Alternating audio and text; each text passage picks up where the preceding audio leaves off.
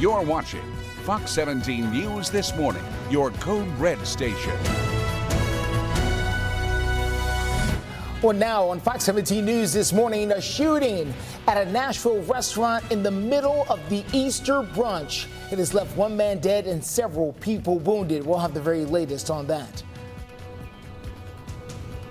Coming up, I'll have the latest on a shooting of a Salem town restaurant, killing one man and injuring several others. And we're waking up here in a code red weather alert for weather moving in tomorrow. The latest details on the exact timeline coming up in your forecast. All right, Greg, thank you so much, and thank you for joining us here on Fox 17 News This Morning. It is Monday, April the 1st. I'm Justin McFarland.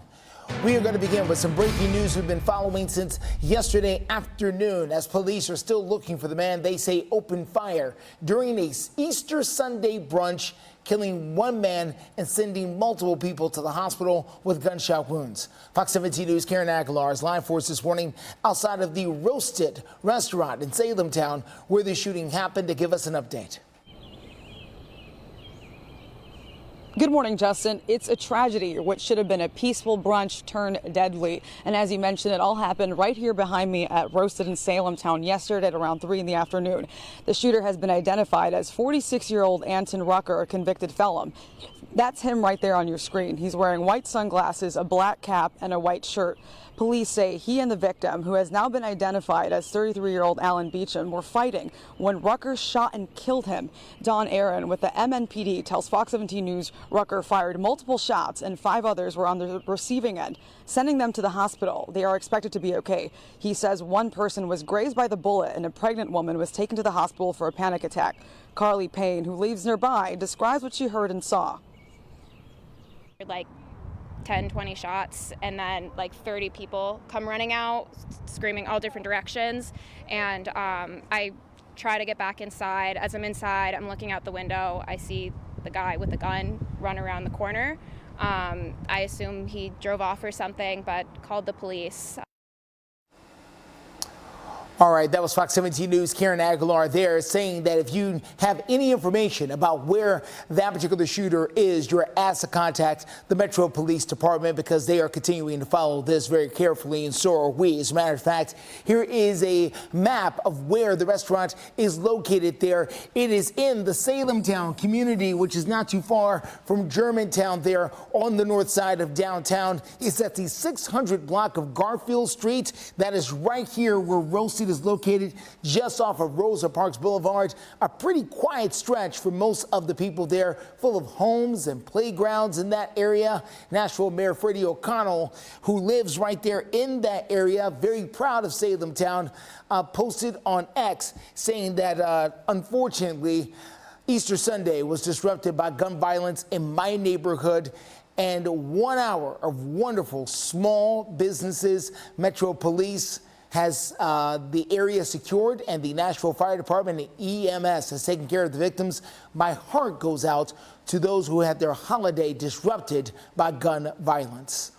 Now, Metro Council member Jacob Kubin was at the scene yesterday afternoon after the shooting. He also lives in Salem town, which is part of his district. Kubin says that he eats at Roasted on a regular basis and that a mass shooting on Easter Sunday is simply beyond comprehension. The day is a day for peace and family and community, and heartbreaking that today is going to end in a shooting in our neighborhood. Well, of course, Fox 17 News is continuing on with our breaking news coverage of that mass shooting there on an Easter Sunday in Salem town. You can go over to our website, fox17.com, for the very latest, including more pictures, more video, more reaction, and who police are looking for right now. 4:04 is our time, and we are in a Fox 17 Code Red weather alert for incoming storms tomorrow. Today is not the problem day. Tomorrow definitely going to be active right in the middle of our daylight hours. So here's what we're waking up to that we know here on your Monday morning is that severe storms are possible tomorrow. Mainly the very late morning into the afternoon and dying down during the evening hours. Our main threats are going to be wind and hail, but you can't rule out the possibility that we could have 1 or 2 small tornadoes that do touch down tomorrow if this system progresses like we've been seeing it mature over the last couple of the days leading into our forecast. Taking a look, we're at a category 3 out of 5. The higher the number, the more likely you are to see not just one, but maybe even multiple severe thunderstorms. So that's where we're going to be at for tomorrow. And this is for all of Middle Tennessee into Southern Kentucky.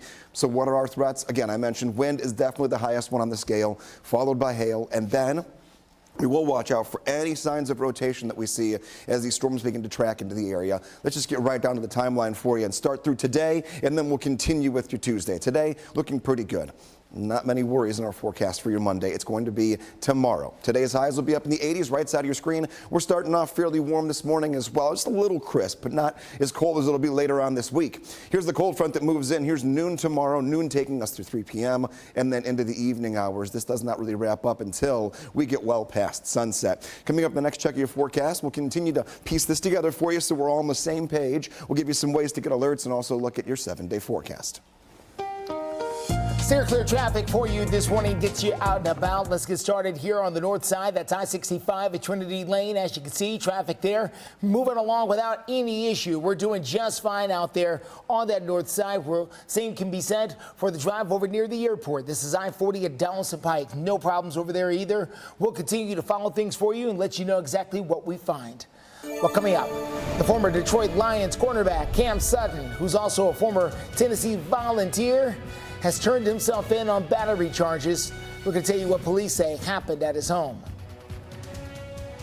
And a Grand Ole Opry veteran. Popular IUDs that break. When they removed the IUD, it was broken in 3 tan white plastic fragments. Spotlight on America's follow-up investigation. IUDs breaking inside.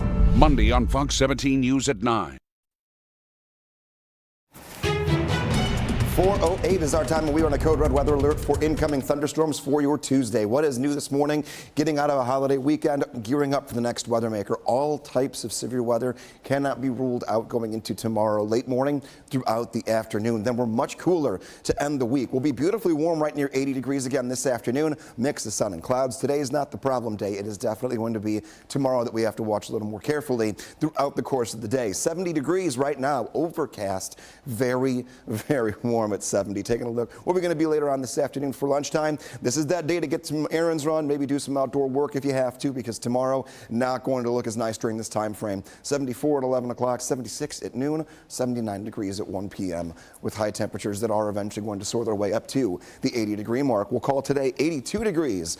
Tomorrow, 77.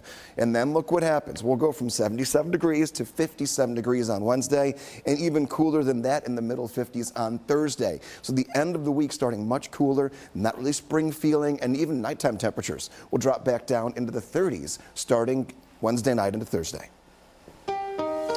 Steer clear traffic for you this morning at 4:10. Let's take a quick look here on the south and east side of town. This is going to be I-24 near Waldron Road as you make that drive out and about in the Rutherford County, Laverne area. As you can see there, traffic moving along without any issue. We're doing really nicely out there so far on your drive. If there is anything that gets in your way, we'll be sure to let you know about it with Steer Clear Traffic as we're live and local with you through 9.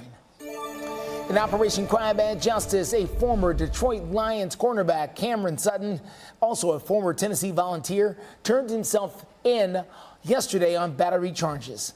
Now, this is video from the Hillsborough County Sheriff's Department down in Tampa, Florida.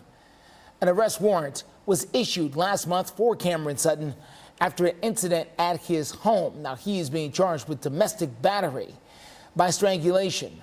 Deputies say that the victim in this case is recovering right now. The Detroit Lions released Sutton back on March the 21st. In country music news this morning, Nora Lee Allen, the longtime Nashville musician and the wife of the Oak Ridge Boys lead singer Dwayne Allen, passed away yesterday morning to be exact, on Easter morning. Dwayne Allen says that she was 76 years old. She had been battling a long-term illness, we understand. Now, Nora Lee sang in the Grand Ole Opry band for over 40 years. As a full-time member starting in 1980, she performed with country music's top stars, from Johnny Cash to Dolly Parton to Carrie Underwood. She leaves behind her husband of 54 years along with 2 children and 4 grandchildren. Dwayne Allen announced on Facebook that Nora Lee's funeral will be taking place tomorrow at the First Baptist Church in Hendersonville. Visitation will begin at noon and then the service at 2 p.m. Another funeral will be held on Wednesday in Lewisburg, Kentucky. Well, coming up, Tennessee State University students and their leaders are showing up at the state capitol later today protesting Governor Bill Lee's removal of several board members and more. Plus, AT&T says tens of millions. And I find that very attractive in a woman. Intimacy expert. Have you ever heard of the Kama Sutra? The Indian sex book. I guess. You're welcome. The Big Bang Theory. Watch The Big Bang Theory tonight at 6 and 6:30 on Fox 17. 4:14 is the time. Welcome back to Fox 17 News this morning. That's a live look there over downtown Nashville and our severe weather outlook as we have gone code red. We've got the possibility of some severe weather moving its way here into the mid-state over the next 24 hours or so. Greg Bobus has got the very latest on that coming up with your code red weather alert forecast. Well, 6 months into the Israel-Hamas war, and critics are now voicing their frustration over the Israeli Prime Minister Benjamin Netanyahu's handling of the conflict. Fox News, Fox News Sue Gus Mazan takes a closer look at the escalating protest. In what's being called one of the largest anti-government protests since the start of the Israel-Hamas war, tens of thousands of Israelis rallied outside the Parliament building in Jerusalem Sunday, demanding elected officials reach a ceasefire deal to free remaining Hamas hostages. Just bring them back. While also calling for new elections to oust Prime Minister Benjamin Netanyahu. This is a government that has failed us repeatedly. In order to win, we need new leadership. A week-long ceasefire back in November of last year saw roughly half the more than 200 Hamas hostages return from Gaza. Indirect talks between Israel and Hamas resumed Sunday, but no major advancements were made. Anyone who says I'm not doing everything I can to bring back the hostages is wrong and is misleading. While Israel has flexed its positions in the negotiations, Hamas hardens its positions. Prime Minister Netanyahu has been firmly against a permanent ceasefire, claiming it'll only help Hamas. This, as he warned, efforts to overthrow his government will also harm hostage negotiations. The calls for elections now, in the middle of the war, just before the victory, will paralyze Israel for at least 6 months, 8 months in my estimation. They will paralyze the negotiations for the release of our hostages.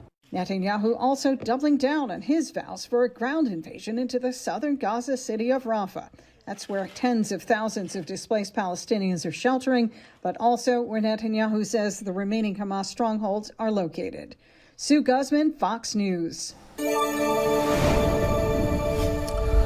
Well, happening today, what is being called a very big protest will be taking place over at Tennessee State University. They've got several people in to try and discuss a big situation happening there. Let's get over to our Fox News, let's get over to our Fox 17 photojournalist, Kevin Mumphrey, who's live over at the state capitol this morning, showing us the scene there. Students say that TSU is owed over $2 billion in state funds. That's according to the 2023 Biden administration study. The university never received since 1987. The protest is scheduled to begin at around 11 a.m. They're at the Capitol with civil rights leaders who have been invited. Some Republican lawmakers claim that the schools has mismanaged their funds. TSU leaders are denying this claim. They're calling the government's actions unprecedented. The auditing firm's report says they did not find any evidence of fraud or malfeasance for TSU. Well, AT&T says tens of millions of its customers have been affected by a data leak that is leading now to some critical personal information that is out there. The communication company says that the data for around 73 million current and former customers was leaked to the dark web about 2 weeks ago. The company says that the leak includes Social Security information. It's checking to see if the breach came from AT&T itself or from an outside vendor. The data could include customers going back to 2019 or even earlier. The company says it is contacting the affected current customers to try and reset their passcodes and is providing necessary credit monitoring where it applies. Well, code red is applying this morning across most of the mid-state. That is because of some extremely warm temperatures. It feels great right now, but this feeling is not necessarily good for the weather. Not at all, because we're going to go from very warm to right around 80 today to the middle 50s by Wednesday. Wow. When we get that drop, you know something has to come through to make that change, and that will be some thunderstorms. So let's just take a look right now at future track. Today is not the reason we're code red, which is good. So at least we're not waking up here to a brand new week and going, oh, we're already getting right into it. No, it's going to be tomorrow that we have to watch. So here's 4 a.m. today, taking us into the afternoon, and not a whole lot going to happen here on Future Tracks. It's going to be one of those days where we'll have some cloud cover, but that's going to be just about it for your Monday. We are starting off very warm. Keep that in mind. Temperatures are right around 70 degrees for many of us. Taking a look, this is going into tomorrow morning. Early morning hours, so think early commute, think kids getting back to school after maybe a long weekend. Fine for the very first few hours of the day, but here's the timing. 10 a.m. taking us to noon. Noon going into the later stages of the afternoon. Here's 3 p.m. all the way through the evening hours. Showers and thunderstorms going to move in from west to east, and we could see some damaging wind. We could see some small size hail, and we cannot rule out the possibility of 1 or 2 tornadoes. This is going to be during the daylight hours. We've had a lot of activity overnight the last month or so. This time around, it's going to all be while we're awake. So at least that's good for us here. And then a few more lingering showers on Wednesday. After that, the cool air settles in. Take a look at your 7-day forecast. You'll see it right there. 82 degrees today, 77 tomorrow, 50s for Wednesday and Thursday. Clear, clear traffic as you get out there this morning. This is a good look here at I-40 near White Bridge Road over on the west side of town. As you can see there, traffic is moving along really nicely. No big problems out there at all. That's exactly what we like to see on a day like today. So no big problems out there. We're going to get you set with everything else happening across the mid-state here, as it is a back to work and back to school Monday for many people out and about. Let's take you to Baltimore. That's where crews have begun removing the wreckage from the Francis Scott Key Bridge that crosses the main river there in Baltimore. And now they're just trying to figure out exactly how long they will have to wait before a new bridge is put up. We've also heard that alternative shipping channels will be opening up later today for people trying to get in and out of that Baltimore harbor. Now, the main shipping channel was blocked on Tuesday. As you've seen this video, I'm sure, a few times by now, a container ship hit the bridge and that bridge collapsed. A total of, unfortunately, 6 people have been identified as died in this particular crash, all of them construction workers. 4 of those workers are still missing.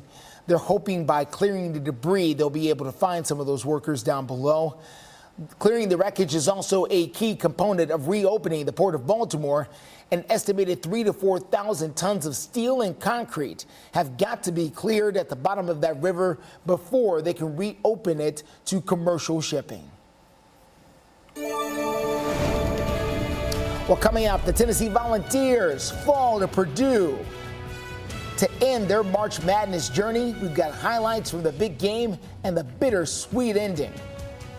And while the Vols basketball season is wrapping up, the Nashville for way too long. I'm Jan Jeffcoat. Choose America's News now from the National Desk.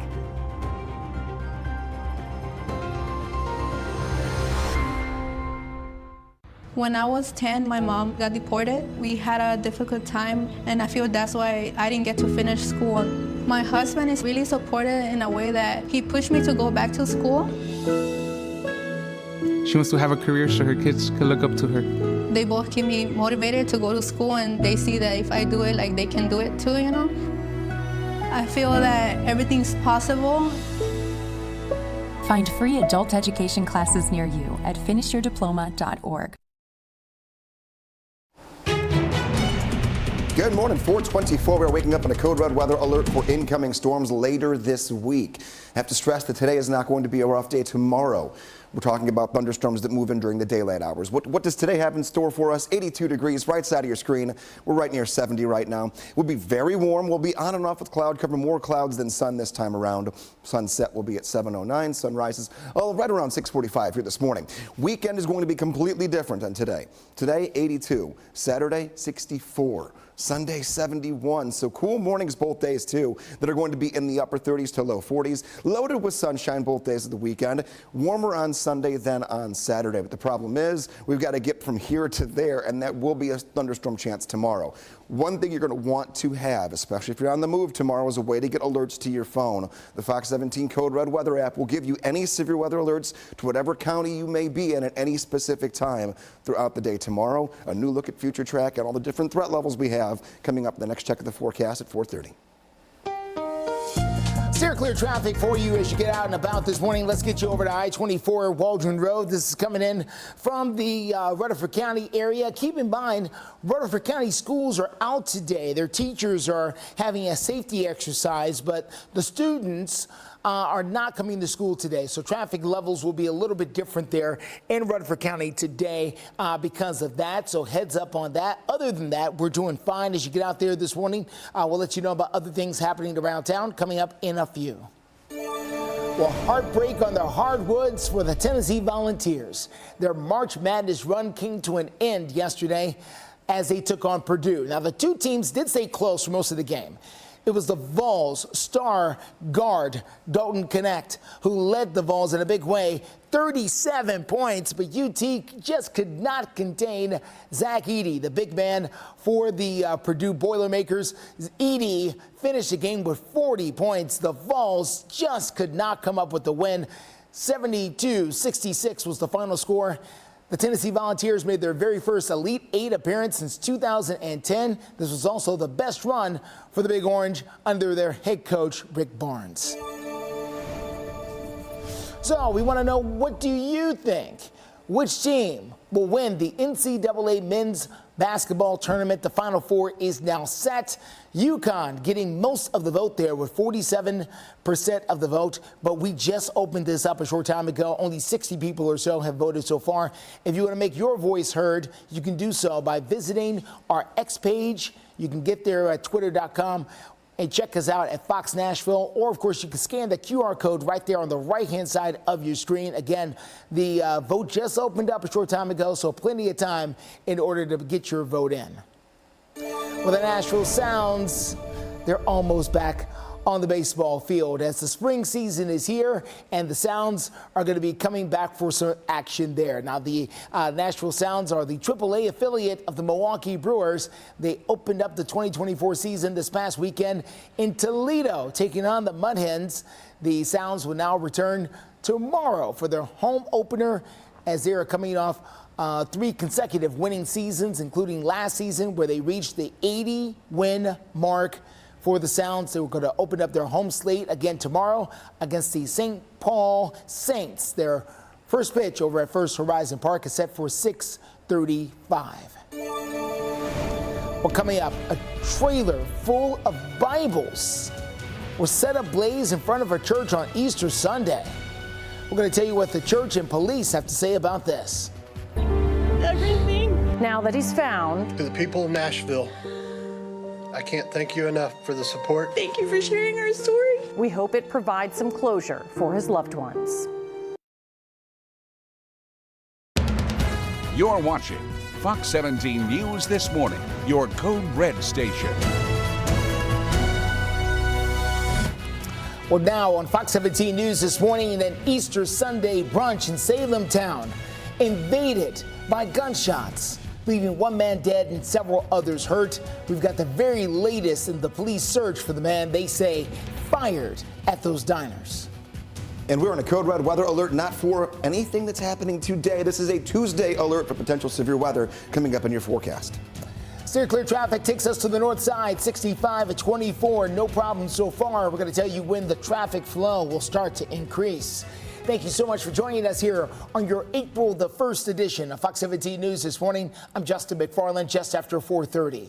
We're going to begin this morning with the continuation of the breaking news coverage we've got after the Sunday Easter brunch shooting in Salem Town. that has now turned deadly and sent multiple people to the hospital, a lot of them with gunshot wounds. Police say that the gunman is still on the run, but we do have new information about who that gunman is and the victim as well. Fox 17 News' Karen Aguilar live over at Roasted, where the whole thing happened. Karen, what can you tell us this time? Good morning, Justin. Of all days, Easter. What a tragedy. We saw videos circulating on social media of an Easter bunny making rounds on the tables behind me in this popular restaurant, Roasted in Salem Town. Shortly before the shooting, police say 33-year-old Alan Beachman was shot by 46-year-old convicted felon Anton Rucker after the two men got into a fight. He was wearing white sunglasses, a black cap, and a white shirt. 5 others were sent to nearby hospitals with gunshot wounds, one with a possible graze, and a pregnant woman was also taken to the hospital for a panic attack. Police say Rucker left in a Mercedes GL 450. Carly Payne tells Fox 17 News she heard gunshots and saw people running out. She describes the frightening experience. My heart goes out, obviously, to the victims and just even the kids that were in there that had to witness something like that. It's really scary. Justin, again, as you mentioned, police still have not found the shooter. They ask if you have any information on his whereabouts to please contact them. Reporting live in Salem Town, Karen Aguilar, Fox 17 News, your Code Red station. All right, thank you, Karen. Well, we want to take another look here at the suspect in this case that police are looking for right now. This is the 46-year-old Anton Rucker. Rucker was previously convicted of aggravated assault and has multiple recent arrests for drugs, guns, and more aggravated assault charges. Now, we're told that Rucker left with the same woman he came in with in this particular car. It's a Mercedes GL 450. It's dark gray SUV.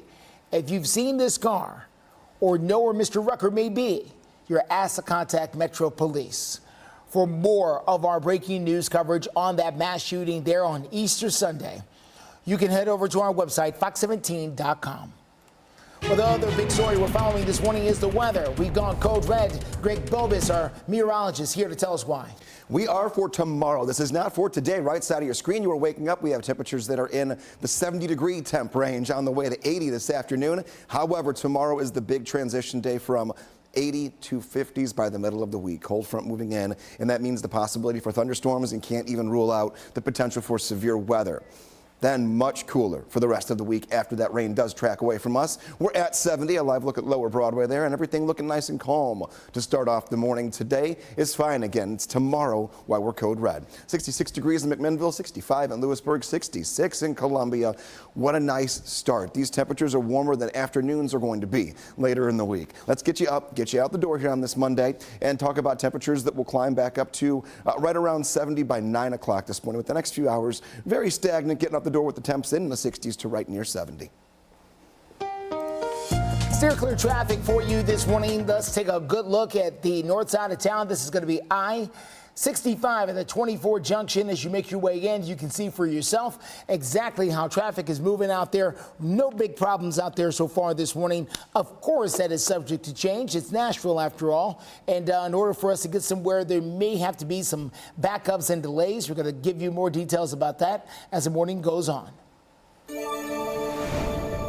Continuing coverage this morning as we're following unrest on Easter Sunday in Middle Tennessee, as the police say that a trailer full of Bibles was intentionally burned outside of a church in Mount Juliet. Let's take you there. You can see many Bibles charred outside of the Global Vision Bible Church that's just off of Old Lebanon Dirt Road. The Wilson County Sheriff's Office says happened around 6 a.m. yesterday.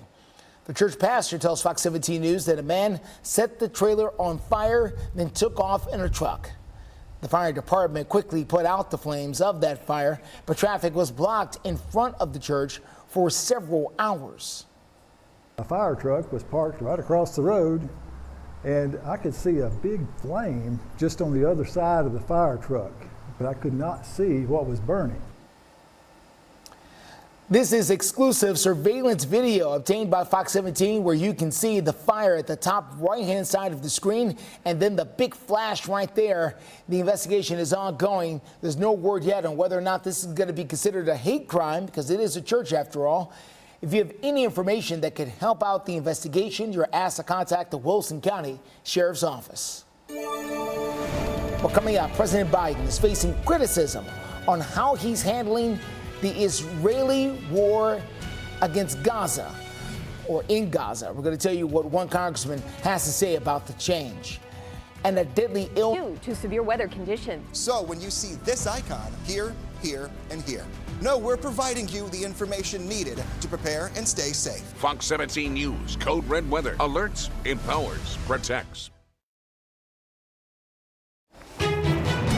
4:38 your time, taking a look at a forecast that has put us into code red for thunderstorms that roll in tomorrow, and a few of those could be on the stronger side. Your Monday is not going to bring in anything that we can't handle. Actually, today a pretty good looking day when it comes to temperatures. We'll be up near 80 degrees. Here's going through today, fairly cloudy, so keep that in mind. Not going to be the clearest of days, but this is not a day to worry about. It's tomorrow. I already want to get into it on Future Track and take a look here. As you're waking up, still dry. By late morning, we'll talk about temperatures that'll start to climb up to the upper 70s, so still warm, but then a cold front slides in. Here's 10 a.m. for your Tuesday. This is noon.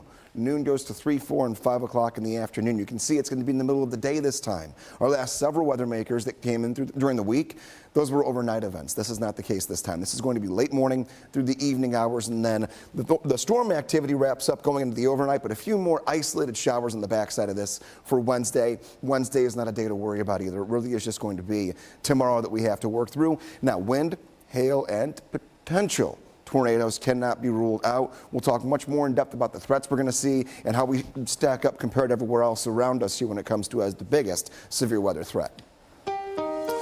Steer clear traffic as you get out the door this morning. Let's get you to the north side, I-65 and I-24. This is where things are going to start to change coming up here over the course of the next hour or so. As far as that traffic flow is concerned, as more and more people get out there on the roads. But right now, we're doing just fine. We're going to be checking in on that drive coming in from Antioch and other places around town coming up in a few. Senator Chris Van Hollen has now criticized the Biden administration. This happened yesterday for their handling of the war in Gaza. We have this situation where the Netanyahu government continues to rebuff the President of the United States time and time again, ignores reasonable requests. And what do? We say we're going to send more bombs. My view is that a partnership needs to be a two-way street, not a one-way blank check with American taxpayer dollars. Well, his comments come in response to the Biden administration, which has now moved to fulfill agreements that happens between Israel and the United States to ship more fighter jets and bombs over to Israel. That is the Israeli military plans to ground offensive there in the southern Gaza city of Rafah. Now, President Biden previously warned Israel against this move, but the Israeli Prime Minister Benjamin Netanyahu insists there can be no victory over Hamas without a Rafah invasion. Well, the FDA is now investigating the spread of the bird flu to cows. The agency says that the dairy cows in Texas, Kansas, and Michigan have now come down with what the agency is calling, quote, a highly contagious and often deadly strand of this illness. Bird flu was detected in milk samples from dairy herds in 3 states. Now, dairy cows in New Mexico and Idaho are also being tested. Federal authorities say there is no concern about the safety of the country's milk supply because of pasteurization, which is part of the process there to destroy the disease that is required for any milk that crosses state lines. Well, coming up, lawmakers talk Mike Johnson's chances of staying in position of Speaker of the House. This is after one representative may try to have him removed. And some Republicans are criticizing President Biden. Said you could win money. Play this month's feature game for a chance to win $100 or $1,000. Play daily to get additional entries for a chance to win $1,000. Remember, play daily. Go to the Game Center on our website and you could win money.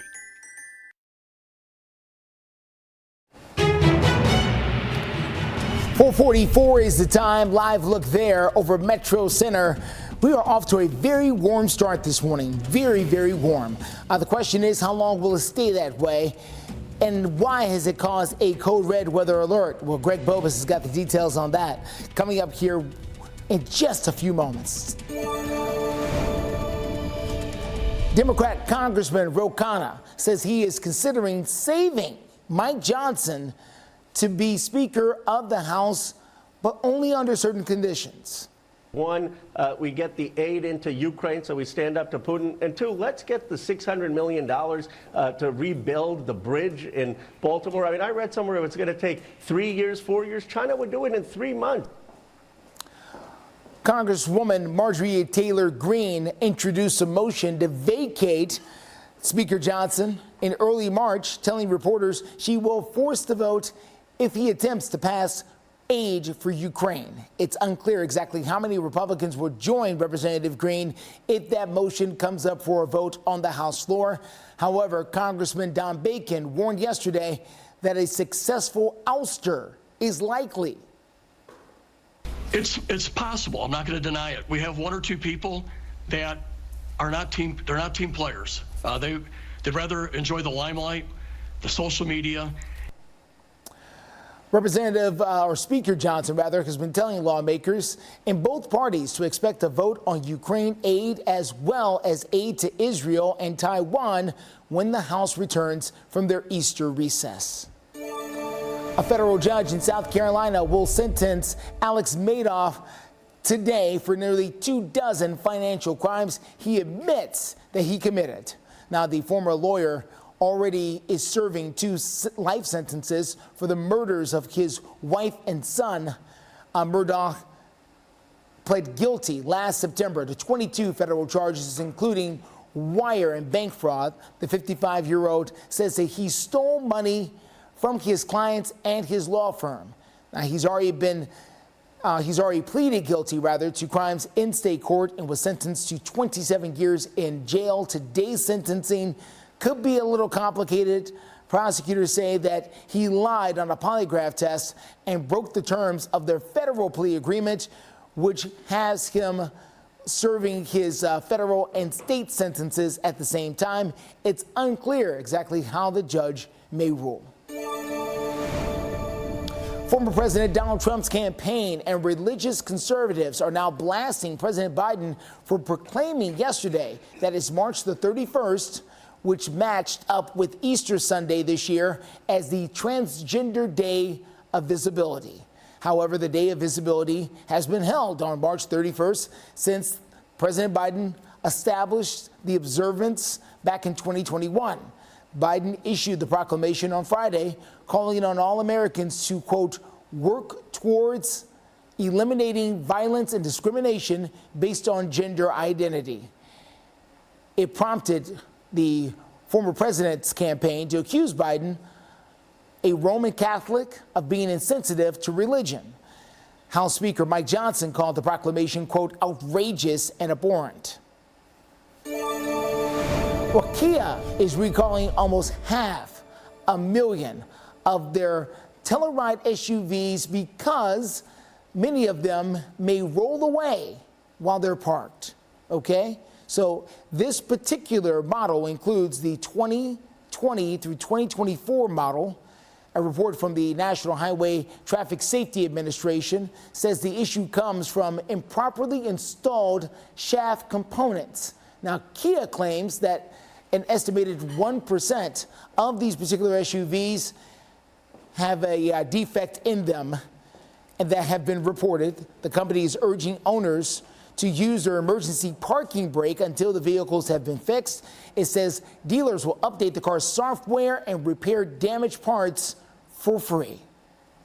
Well, take a look at this. Albuquerque officers chased down a suspect on horseback. 3 officers were in the area with their horse trailer earlier this month when a nearby pharmacy reported a theft. Well, officers spotted the suspect, who took off running into traffic, but they were able to stop that suspect right there on horseback. You can see him chasing him there down the road, hi-ho silver away. the shoplifter was caught up with and eventually charged with evading police. Tough to outrun the horse there. You got two legs, they've got four. They've got the advantage there. That they do. Greg Bobus is standing by to tell us why the lights are red here in the studio this morning. We are looking at some pretty treacherous weather despite the warm temperatures. Yeah, today will be okay. This is a code red for what's going to happen tomorrow. Cold front moves in and some pretty strong storms can't be ruled out. Now, here's the timeline. A lot of the time this has been happening overnight. This is a daytime event. Late morning tomorrow into the afternoon and then wrapping up toward the evening hours. Thunderstorms will be on the radar. All types of severe weather cannot be ruled out. The most likely type of severe weather we're going to see is going to be damaging wind and then potential hail. However, given the timing and how warm we're going to be, we cannot rule out the possibility of a tornado or two. We'll watch it very carefully throughout the day. Much cooler to end the week. So this is going to go from 80 degrees today to 55 for a high on Wednesday. Very big temperature change. Right now we're fairly comfortable at 70 degrees. We're overcast. We are on our way to 80 later today. If you get away from downtown, temperatures are comfortably settling into the 60s here this morning for us. Sunrise isn't for about another 2 hours, and given the fact that we are fairly cloudy, it'll be a slow warming trend getting us toward the afternoon. Let's take a look at all of it pieced together in your 7-day forecast. 82 degrees today, 77 tomorrow. That is our code red day again, late morning into the afternoon, and then much cooler to wrap up the week. Upcoming weekend looks pretty good, but we have a lot to get through before we get there.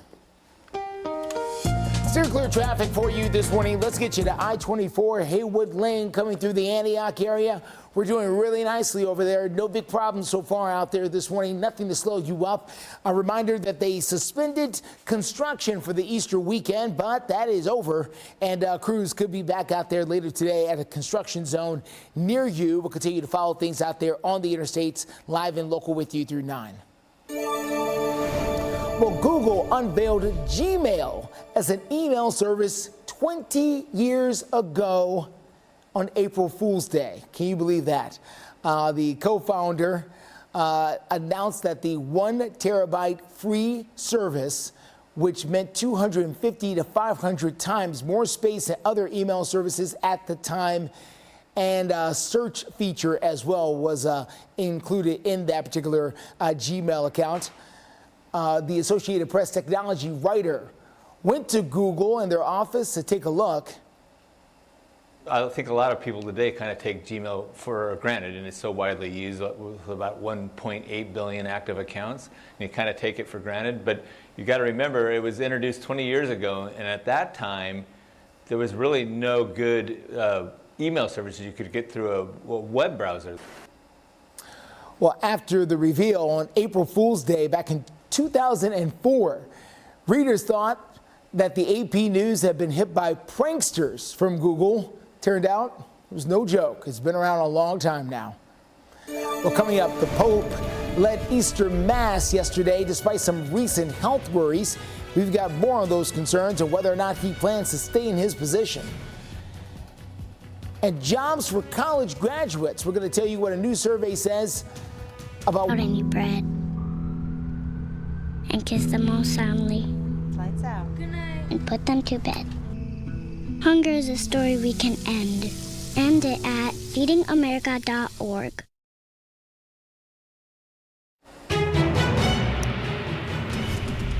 .455 is the time. Live look there over downtown Nashville and the severe weather outlook map as well. We are going to tell you about some storms that could make an impact, not today, but coming up tomorrow. Greg Bobus has got the details for you in your Code Red weather alert in just a few moments.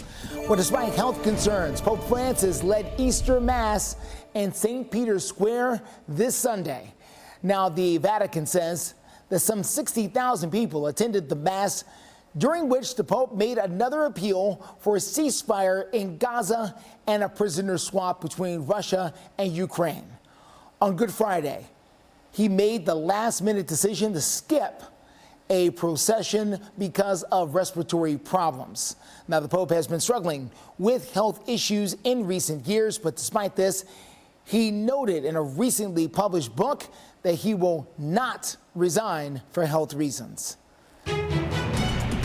Good morning. We are on a code red weather alert for potential thunderstorms on your Tuesday. Today, going to be a pretty nice one. 82 degrees. We're starting off in the 60s, right near 70. This is not the day where all the lights are on red right now. It's for tomorrow, late morning into the afternoon. And after that, we get cold pretty quickly. We'll have nighttime temperatures later this week in the 30s. The weekend itself, cool mornings as well. 64 degrees on Saturday, 71 on your Sunday. Plenty of sunshine both of those days. It just really will be cooler than what we've been accustomed to here the past couple of days. What you need to do is right now, look up, scan the QR code, get the Fox 17 Code Red Weather app. It will be an extremely useful tool if you're on the go tomorrow. You're going to wake up tomorrow with nothing on the radar, but afternoon, evening, and even the drive home tomorrow, scattered showers and storms will be on the radar. Damaging wind cannot be ruled out. I've got a new look at future track for you as we go into our 5 o'clock half hour in just a few minutes. Circular traffic as you get out and about this morning. Let's take a quick look here at I-24 at Harding Place as you make that drive in from the south and east side of town. As you can see there, traffic moving along really nicely. No big problems in either direction out there. Things can and will change. And of course, we will watch the change with you. Circular traffic with you live and local through 9. Singer Lizzo has seemingly quit music after posting a vulnerable statement to Instagram. Now, the singer took to social media on Friday to tell her fans she was quitting. In a lengthy post, the 4-time Grammy winner shared that she was tired of, quote, being the butt of the joke. Lizzo ended the post by saying that she didn't sign up for this. I quit. The statement comes at the time when the singer is facing 2 lawsuits for allegedly weight shaming and sexually harassing her former dancers. The performer has previously denied the allegations. Her representatives have not confirmed or denied the decision to quit music or whether or not it's set in stone or not. Well, new data shows that the top college majors where graduates can make $100,000 a year midway through their careers. Now, according to a brand new Business Insider report, an analysis of the 2022 American Community Survey data by the New York Federal Reserve found that college graduates with a degree in engineering had a median wage of around $100,000 a year about halfway through their careers, as between ages 35 and 45. Out of the 14 different majors they analyzed, 9 of the 14 were related to engineering. The other 5 majors that made a median wage of $100,000 through their graduates through their careers included computer science, finance, economics, construction services, and business analytics. Interesting list there. Well, nobody won Saturday night's jackpot drawing there for Powerball, sending that jackpot to nearly $1 billion just in time for April Fool's Day. Tonight's drawing is estimated to win somebody $5 million with a cash value of $471 million. Saturday marked consecutive drawings without 38 consecutive drawings without a jackpot winner. Good luck out there. 5 o'clock hour starts right now. You're watching Fox 17 News This Morning, your Code Red station. Now on Fox 17 News this Monday morning, police searching for the shooter responsible for a deadly Easter Sunday brunch in Nashville's Salemtown neighborhood. Karen.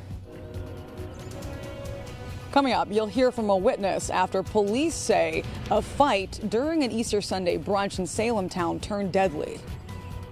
And the forecast here putting us into severe weather alert mode here. Code red weather possible for your Tuesday. We'll break down the threats we're going to see coming up in your forecast. A lot to get to, but do want to start by thanking you for waking up with us here on a Monday morning. For Fox 17 News, I'm Erica Glover. Jennifer Waddell has the morning off. We do want to get right to our breaking news. Police are still searching for the man who they say opened fire during an Easter Sunday brunch in Nashville's Salemtown neighborhood. The shooting left 1 man dead and sent multiple victims to the hospital with gunshot wounds. Our Fox 17 News reporter Karen Aguilar is joining us live outside of the restaurant that is called Roasted. And Karen, before the shooting, there were videos of folks who were enjoying the restaurant, enjoying their Easter brunch.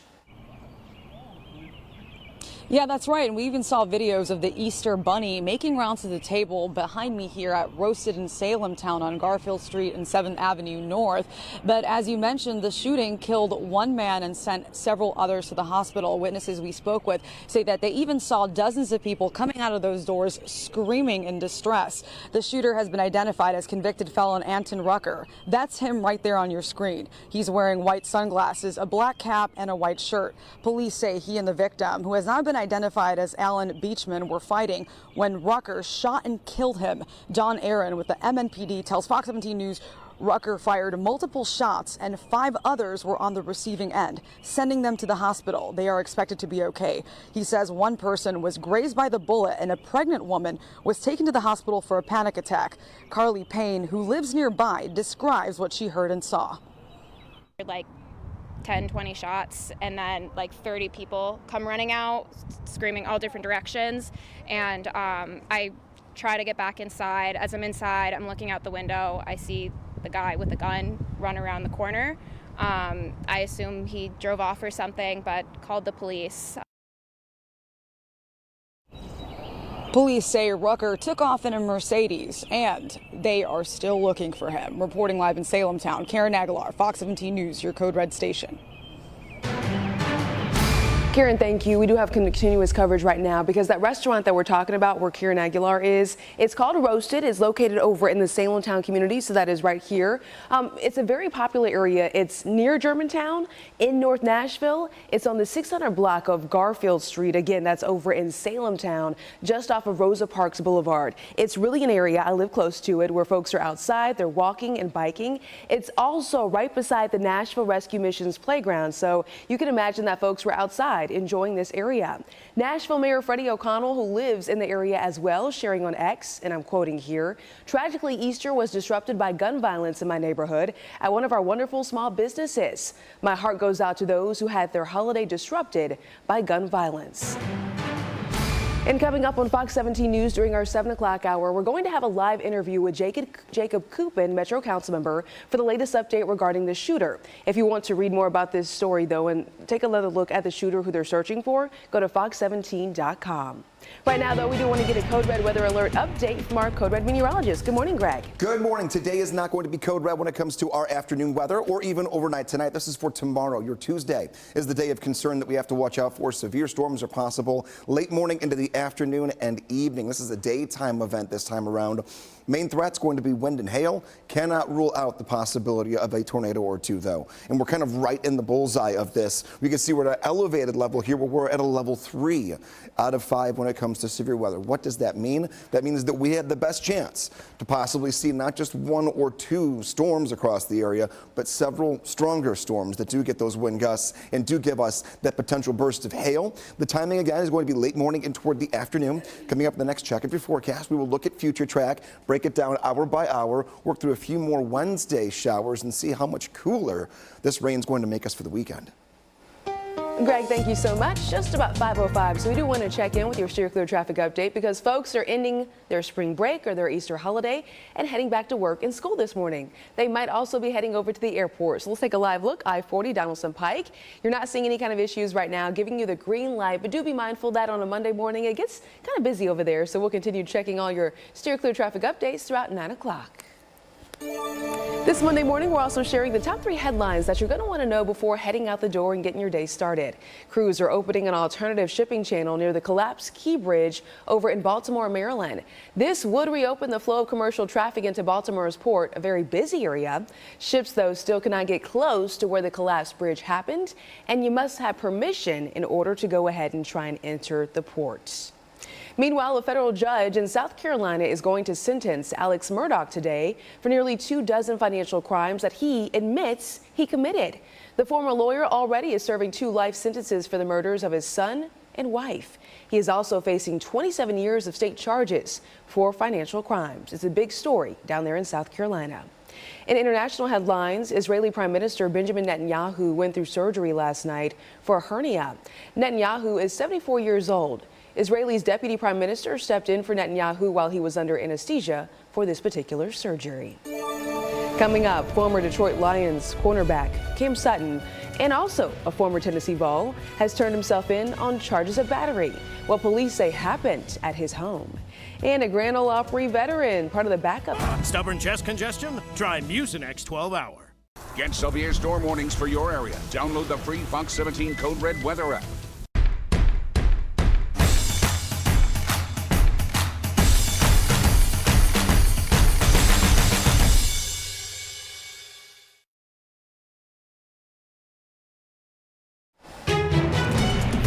Our time. We are on a Fox 17 Code Red weather alert for Tuesday afternoon. Next chance for some thunderstorms. We told you all last week that was a day we were going to watch very carefully into and out of the weekend. We have gone Code Red for potential severe weather. Wind, highest on our scale here when it comes to our different threats we could be facing.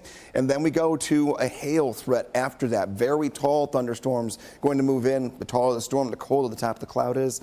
Chance for hail is going to be there. Also, cannot rule out the possibility of 1 or 2 tornadoes throughout this time frame as well. We're talking late morning into the afternoon and dying down toward the evening. I would say by as early as 10 a.m., things begin to get moving for us here. No flooding threat. You can see here is today fairly overcast. We're starting off in the 70s and we'll be up near the 80-degree mark later on this afternoon. We stay dry the entire day. We keep the overcast sky going. And then here goes into tomorrow morning, 5 o'clock. As you're waking up, not much happening. But by 10 a.m. and then going into noon and afternoon hours, those reds, oranges, and yellows showing us that timeline right in the middle of the day with that chance for the storms to roll through. When they are done, we'll get a few more showers and storms that linger into the evening and then just run-of-the-mill on and off pockets of rain for your Wednesday. All right, Greg, thank you so much for keeping us informed. 5:10 is the time. We want to give another quick traffic update for you. We are right now taking a live look, I-24 over at Ellington Parkway. Not showing you this look because of any issues at hand, but just because traffic is picking up there. Folks are getting ready for a busy Monday morning. We'll continue to share all your traffic updates throughout 9 a.m. But right now, I-24 Ellington Parkway, we're giving you the green light. In Operation Crime and Justice, former Detroit Lions cornerback Cameron Sutton, who's also a former Tennessee Vol, turned himself in Sunday. This is all in relation to battery charges, so now we're getting some more updates. We're also getting video from the Hillsborough County Sheriff's Office that is down in Tampa, Florida. An arrest warrant was issued back last month for Sutton after an incident at his home. That's according to police. He is now facing domestic battery charges by strangulation. Deputies say the victim in the case is recovering. The Lions released Sutton back on March 21st. In entertainment news and country music headlines, Norley Allen, the longtime Nashville musician and wife of the Oak Ridge Boys, lead singer Dwayne Allen, passed away on Easter Sunday. Dwayne Allen said she was 76 years old and had been battling a long-term illness. But now we're learning more about her historic career. Norley sang in the Grand Ole Opry Band for more than 40 years as a full-time member starting back in 1980. Yeah, she performed with top country stars like Johnny Cash, Dolly Parton, and Carrie Underwood. She leaves behind her husband of 54 years, 2 children, and 4 grandchildren. If you'd like to read more about her legacy, visit fox17.com. Just ahead here on Fox 17 News, Tennessee State University students and leaders are showing up at the Capitol later today. They're protesting Governor Bill Lee's removal of board members. We're going to have some more. And tell me, David, that really works so good for me. Makes my day. Prevagen at stores everywhere without a prescription. This Fox 17 This Morning newscast is sponsored by Eurostone. Welcome back. Happy Monday to you. 5:14 is the time. Right now we're taking a live look at the Nashville skyline, waking up in the 70s, but we're also in a code red weather alert for potential severe thunderstorms that are coming in on Tuesday. Wind and hail, that does look to be the biggest threat, but the chance for a tornado is not out of the question. Our Code Red meteorologist Greg Boba is going to have your full forecast and really lay out the timeline in just a couple of minutes. Right now, though, international headlines because 6 months into the Israel-Hamas war, and critics are voicing their frustrations over Israeli Prime Minister Benjamin Netanyahu's handling of this conflict. Fox News' Sue Guzman takes a closer look at the escalating protest. In what's being called one of the largest anti-government protests since the start of the Israel-Hamas war, tens of thousands of Israelis rallied outside the Parliament building in Jerusalem Sunday, demanding elected officials reach a ceasefire deal to free remaining Hamas hostages. Just bring them back. While also calling for new elections to oust Prime Minister Benjamin Netanyahu. This is a government that has failed us repeatedly. In order to win, we need new leadership. A week-long ceasefire back in November of last year saw roughly half the more than 200 Hamas hostages return from Gaza. Indirect talks between Israel and Hamas resumed Sunday, but no major advancements were made. Anyone who says I'm not doing everything I can to bring back the hostages is wrong and is misleading.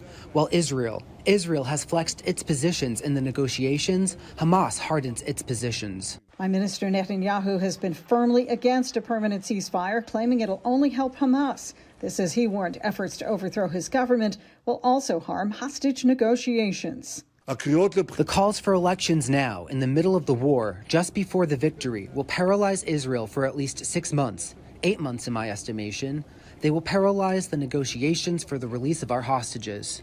Netanyahu also doubling down on his vows for a ground invasion into the southern Gaza city of Rafah.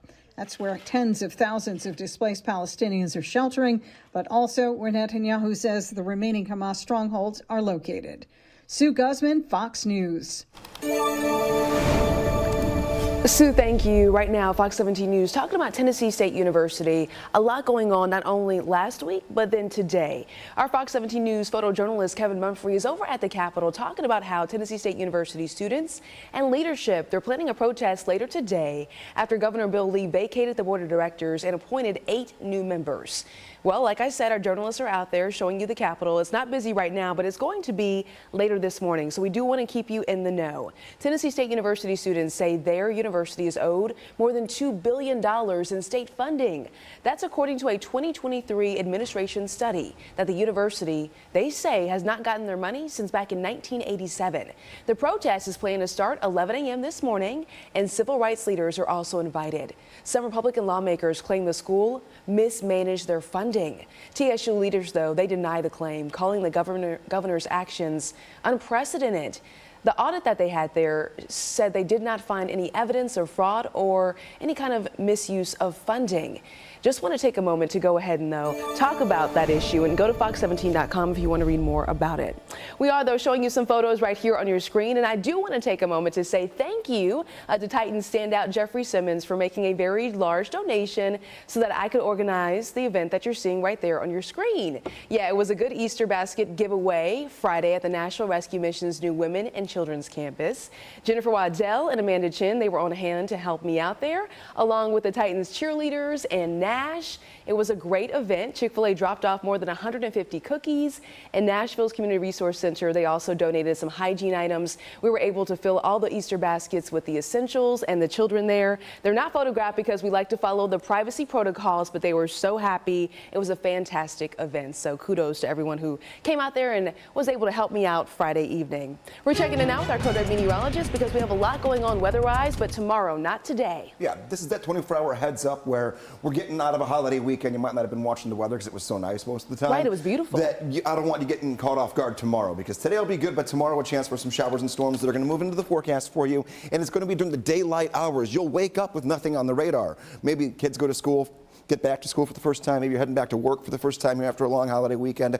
If you're lucky enough to still have this one off. Taking a look, though, temperatures are going to be soaring up to 80 degrees. The difference morning to morning is not going to be temperature. It's going to be the uneasy atmosphere. You're going to feel it tomorrow, almost a little bit of humidity as you wake up. And by the time you're getting home, we'll go from that dry start I mentioned to rain coming down for most of us during the afternoon and evening hours. A few more hometown temperatures, 68 in Lebanon, 66 degrees in McMinnville, 65 in Lewisburg. All of our temperatures comfortably warm. They're not going to drop much more because of the cloud cover we have out there, acting like a blanket for us here overnight into this morning. Lunchtime looks very nice. This is that day to get out, maybe do some grocery shopping, run some errands. If you've got any outdoor activities you need to do when it comes to yard work, potentially. Afternoon toward the evening looks very nice, 79 degrees at 1 o'clock. It will be on the fairly cloudy side, though. Keep that in mind. Clouds kind of do win the forecast for us here today. 82 goes to 77 tomorrow. Then we're in the 50s. No, not for nighttime temperatures. We'll be in the 50s for highs on Wednesday and Thursday, and then the nighttime temperatures will slide back into the 30s once again.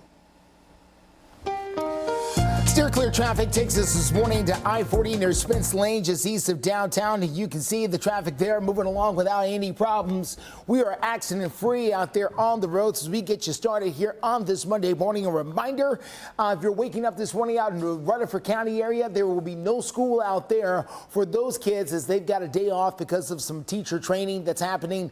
But other than that, we're good to go out there across most of the mid-state. It's going to look just like this. We're going to have the very latest on your drive times coming up in a few.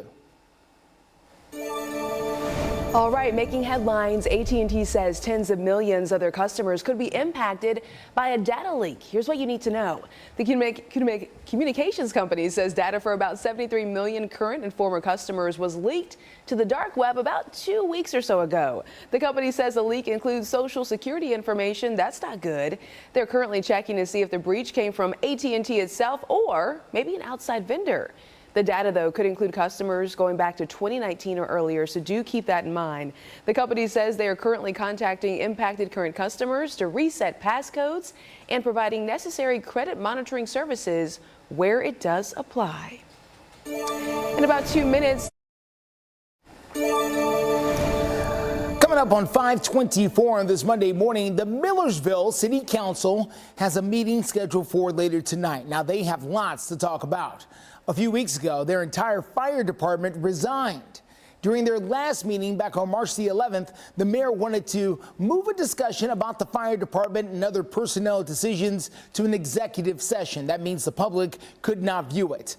Well, at least one member of the city council didn't like that, and it led to a moment like this. These are personnel items, and we're not going to get into that in an open forum. No, personnel files aren't protected. You're out of order. This city government is supposed to be transparent and clear. An executive session is not meant to be. Don't interrupt me. Do not interrupt me. You're interrupting. No, you interrupted me. No. I'm telling you, you're abusing the executive session purpose. That is not what executive sessions are meant to be for. They're supposed to be. Can you tell us, Bryant, what the executive sessions are supposed to be for? Yes, they're to discuss exactly what he's talking about. No, it's supposed to be for pending lawsuits, legal advice. No, it's not. Anything to do with personnel problems. You guys make up your own rules, fine, whatever. So that's exactly how that went there in Millersville as of March 11th. They also said during that meeting that the fire department right now has one full-time firefighter, and then one part-time firefighter and paramedic who's on call. They also have service agreements in place with the Goodlettsville Fire Department and the White House Volunteer Fire Department for help whenever they need it until they can rehire the entire department. 525 on Fox 17 News and a code red weather alert for incoming thunderstorms on your Tuesday. Up and out the door today with no problems ahead of us. Temperatures are fairly mild here for this time of the year. We're talking 60s right now all the way through 8 a.m. and then we'll get back into the 70s across the board after 9 o'clock and eventually aim near 80 later today. But the code red threat is definitely going to be for tomorrow. Maybe today is a get out of town day or a get back into town day. This is a much easier day for air travel and regular ground travel than tomorrow is going to be. 69 degrees at 9 a.m. at BNA, 76 degrees at noon, and 81 will be the temperature later on this afternoon. Fairly cloudy, but no rain today means no weather issues here back home. That should delay any flights. Big board right there at BNA says 8 flight delays right now, no cancellations so far this morning. When we get into our 5:30 half hour, a new look at future track and timing out hour by hour the potential thunderstorms for tomorrow. 526 is the time. Quick look at your steer clear traffic out there. I-24 Harding Place on that drive coming in from the Antioch area. We're doing really nice out there so far this morning. No big delays in either direction. And it shows on our steer clear traffic drive times this morning. 25 minutes in from Mount Juliet, 49 minutes in from Murfreesboro, 26 minutes in from Franklin. When these times do go up, we'll be here to let you know about it with Steer Clear Traffic Live through 9. Police have identified the suspect and the victim from the shooting that happened yesterday behind me at Roasted in Salem Town. Coming up, I'll have the details and you'll hear from a witness. Plus, Fox 17 News has issued a code red. We got to unleash the power. Weeknights at 5 on Fox 17. Injured, hire the largest injury firm in the world.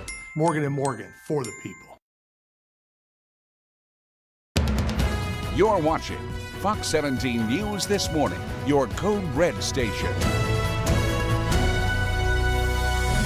We are in a Code Red threat alert here for tomorrow. Taking a look at your screen, top left-hand side of your screen, nothing happening today, but tomorrow has us into Code Red for potential severe weather. We're at an elevated 3 out of 5 severe weather risk. We'll see what that means and time it out for you in your forecast.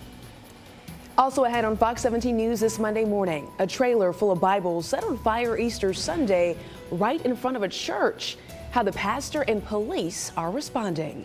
Thank you so much for joining us here on a busy Monday morning on Fox 17 News. I'm Erica Glover. Jennifer Waddell has the morning off. We're going to get right to our breaking news update. An Easter Sunday brunch over in Salem Town, right near Germantown in Nashville, turning deadly. Police this morning are still working to track down the man responsible. Our Fox 17 News reporter Karen Aguilar is joining us live right outside of Roasted in Salem Town, where this shooting happened. And Karen, we're now hearing from someone who lives in this neighborhood, correct? That's right. Her name is Carly Payne, and she lived nearby. She was just trying to have a typical Sunday when this tragedy unfolded. And she tells Fox 17 News that she saw dozens of people running out of that door behind me at Roasted in Salem Town screaming. Police say the shooting happened at 3 yesterday afternoon during a packed Easter brunch here on Garfield Street in 7th Avenue North. The shooter has been identified as convicted felon Anton Rucker. Pictures show he has distinctive tattoos. Police say 33-year-old Alan Beecham was shot and killed by Rucker after the two men got into an argument, and 5 others were sent to the hospital with gunshot wounds. One with a graze, and a pregnant woman was also taken to the hospital for a panic attack. Police say Rucker left in a Mercedes GL 450. Carly Payne, who witnessed the tragedy, gives us her reaction. My heart goes out, obviously, to the victims and just even the kids that were in there that had to witness something like that. It's really scary. Police are still looking for the shooter, and we're also working on speaking to some of the victims of this unfortunate tragedy. Reporting live in Salem Town, Karen Aguilar, Fox 17 News, your Code Red station. Karen, thank you. We were also following more headlines regarding Easter Sunday unrest in Middle Tennessee. Police say a trailer full of Bibles was intentionally burned right outside of a Mount Juliet church. So take a look right here at the burned Bibles. This all happening outside of the Global Vision Church. It's off of Old Lebanon Dirt Road. The Wilson County Sheriff's Office says that it happened Easter Sunday around 6 a.m. The pastor telling Fox 17 News that a man set that trailer on fire and then took off in a truck. The fire department, though, thankfully quickly putting out the flames, but traffic right out front of that church was blocked off, as you can imagine, for hours. Listen. A fire truck was parked right across the road, and I could see a big flame just on the other side of the fire truck, but I could not see what was burning. Wow, scary. So look at this video. Fox 17 News getting the exclusive surveillance video where, yeah, you can see in the fire right there at the top right-hand portion of your screen. It's a big blast there. The investigation is ongoing this Monday morning. No word just yet on whether the case is being considered a hate crime. We're going to check in now with our Code Red meteorologist. We are in a Code Red weather alert. The red lights are on. The red lights are on, and this is for Tuesday, not for today. So I want to just fast forward us straight through Future Track and get to why we have all the red lights on. This is today. We're going to see a fairly overcast day, but temperatures beautiful, right up near 80 degrees again. Very warm, just not that much sunshine. Here's tomorrow morning. Waking up relatively dry. By the time we get to 5, 6 o'clock, a few showers and storms pretty close to home. By 10 a.m., everything begins to really roll in. 10 o'clock goes into noon. Oranges, yellows, dark reds, indicating some very heavy rainfall. Not a flooding threat, but very tall thunderstorms, hail, damaging wind on the front line of these showers and storms cannot be ruled out as well. And even into the evening hours, here's 6 p.m., still pockets of heavy rain and some gusty wind. When these move through, we cannot completely rule out the possibility of not just wind and hail, but also a tornado or two. There is a lot of dynamic atmosphere conditions we're going to have tomorrow that could help out with that. And the fact it's during the daytime, too, we'll get a little bit of that heating. Any pockets of sun that sneak in will be a little extra fuel. 82 degrees today, 77 tomorrow, 50s on Wednesday and Thursday. Drastically cooler for the back half of the week. Steer clear traffic out there for you. Let's get you to the very latest on I-24 at Harding Place. That drive in from the Antioch area. Could not ask for better right now. This morning, we're doing really nicely as you get out and about there in that area in both directions here. Traffic coming in and going outbound. Keep in mind, these are going to start to bunch up here before the end of the hour. We're going to start seeing our first slowdowns of the morning here on 24 and over on I-65 on the north side. We've got the very latest on that coming up in a few. Also ahead, we're continuing to follow the very latest regarding search efforts for Sebastian Rogers. The 15-year-old who has autism went missing last month. So where does this case stand right now? And as the total solar eclipse inches Clear flow gutter guards, 888-300-4602. Watch Crisis in the Classroom only on Fox 17 News.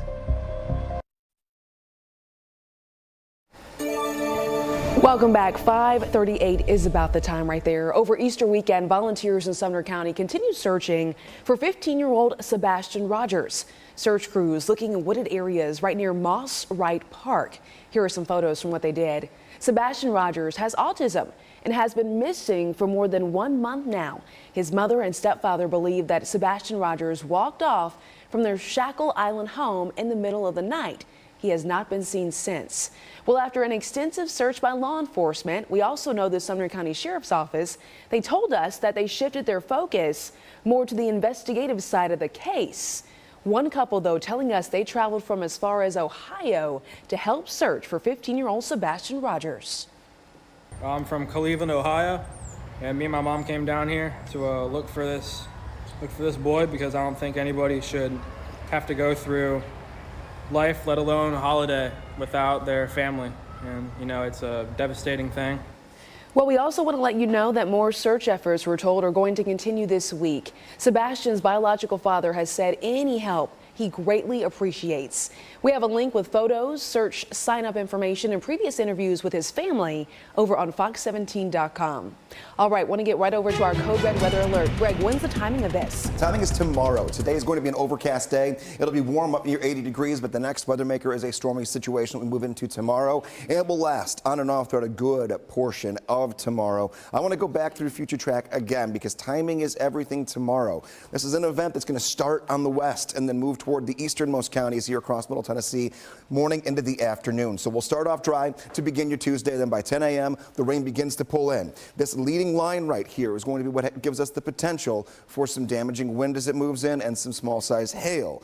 The tornado threat is not at zero. That's not a guarantee we're going to have one or two of them that could spin up, but it's not at zero. This lasts through the afternoon and the evening, and even a few more showers and storms overnight into your Wednesday. But the peak timing for any potential strong storms, again, 10 a.m. through around 6 or 7 o'clock in the evening tomorrow. That's why we're code red. It will be much cooler leading into the weekend. Temperatures drop off to the 50s for highs by Wednesday and continue to stay cool all the way into the weekend. And right now, right side of your screen, we're right near 70 degrees. A few mornings from now, we'll be half as warm, back in the 30s. Steer clear traffic out there for you. Let's get you over to I-40 at Donaldson Pike out near the airport. We are in great shape out there so far. No big problems in either direction as you get out the door this morning. We do know things are going to start to pick up over here at the airport. It is April. The tourist season is upon us, and they will start returning here to Nashville in a big way, and that means an increased amount of people over there at the airport. Not seeing them this morning. Just heads up out there as we know things get very busy over there very soon. We're going to check in on some other sides of town coming up in a few. Well, talking about the airport coming up, if you're traveling with a pet, we have some good news. Play this month's feature game for a chance to win $100 or $1,000. Play daily to get additional entries for a chance to win $1,000. Remember, play daily. Go to the Game Center on our website and you could win money.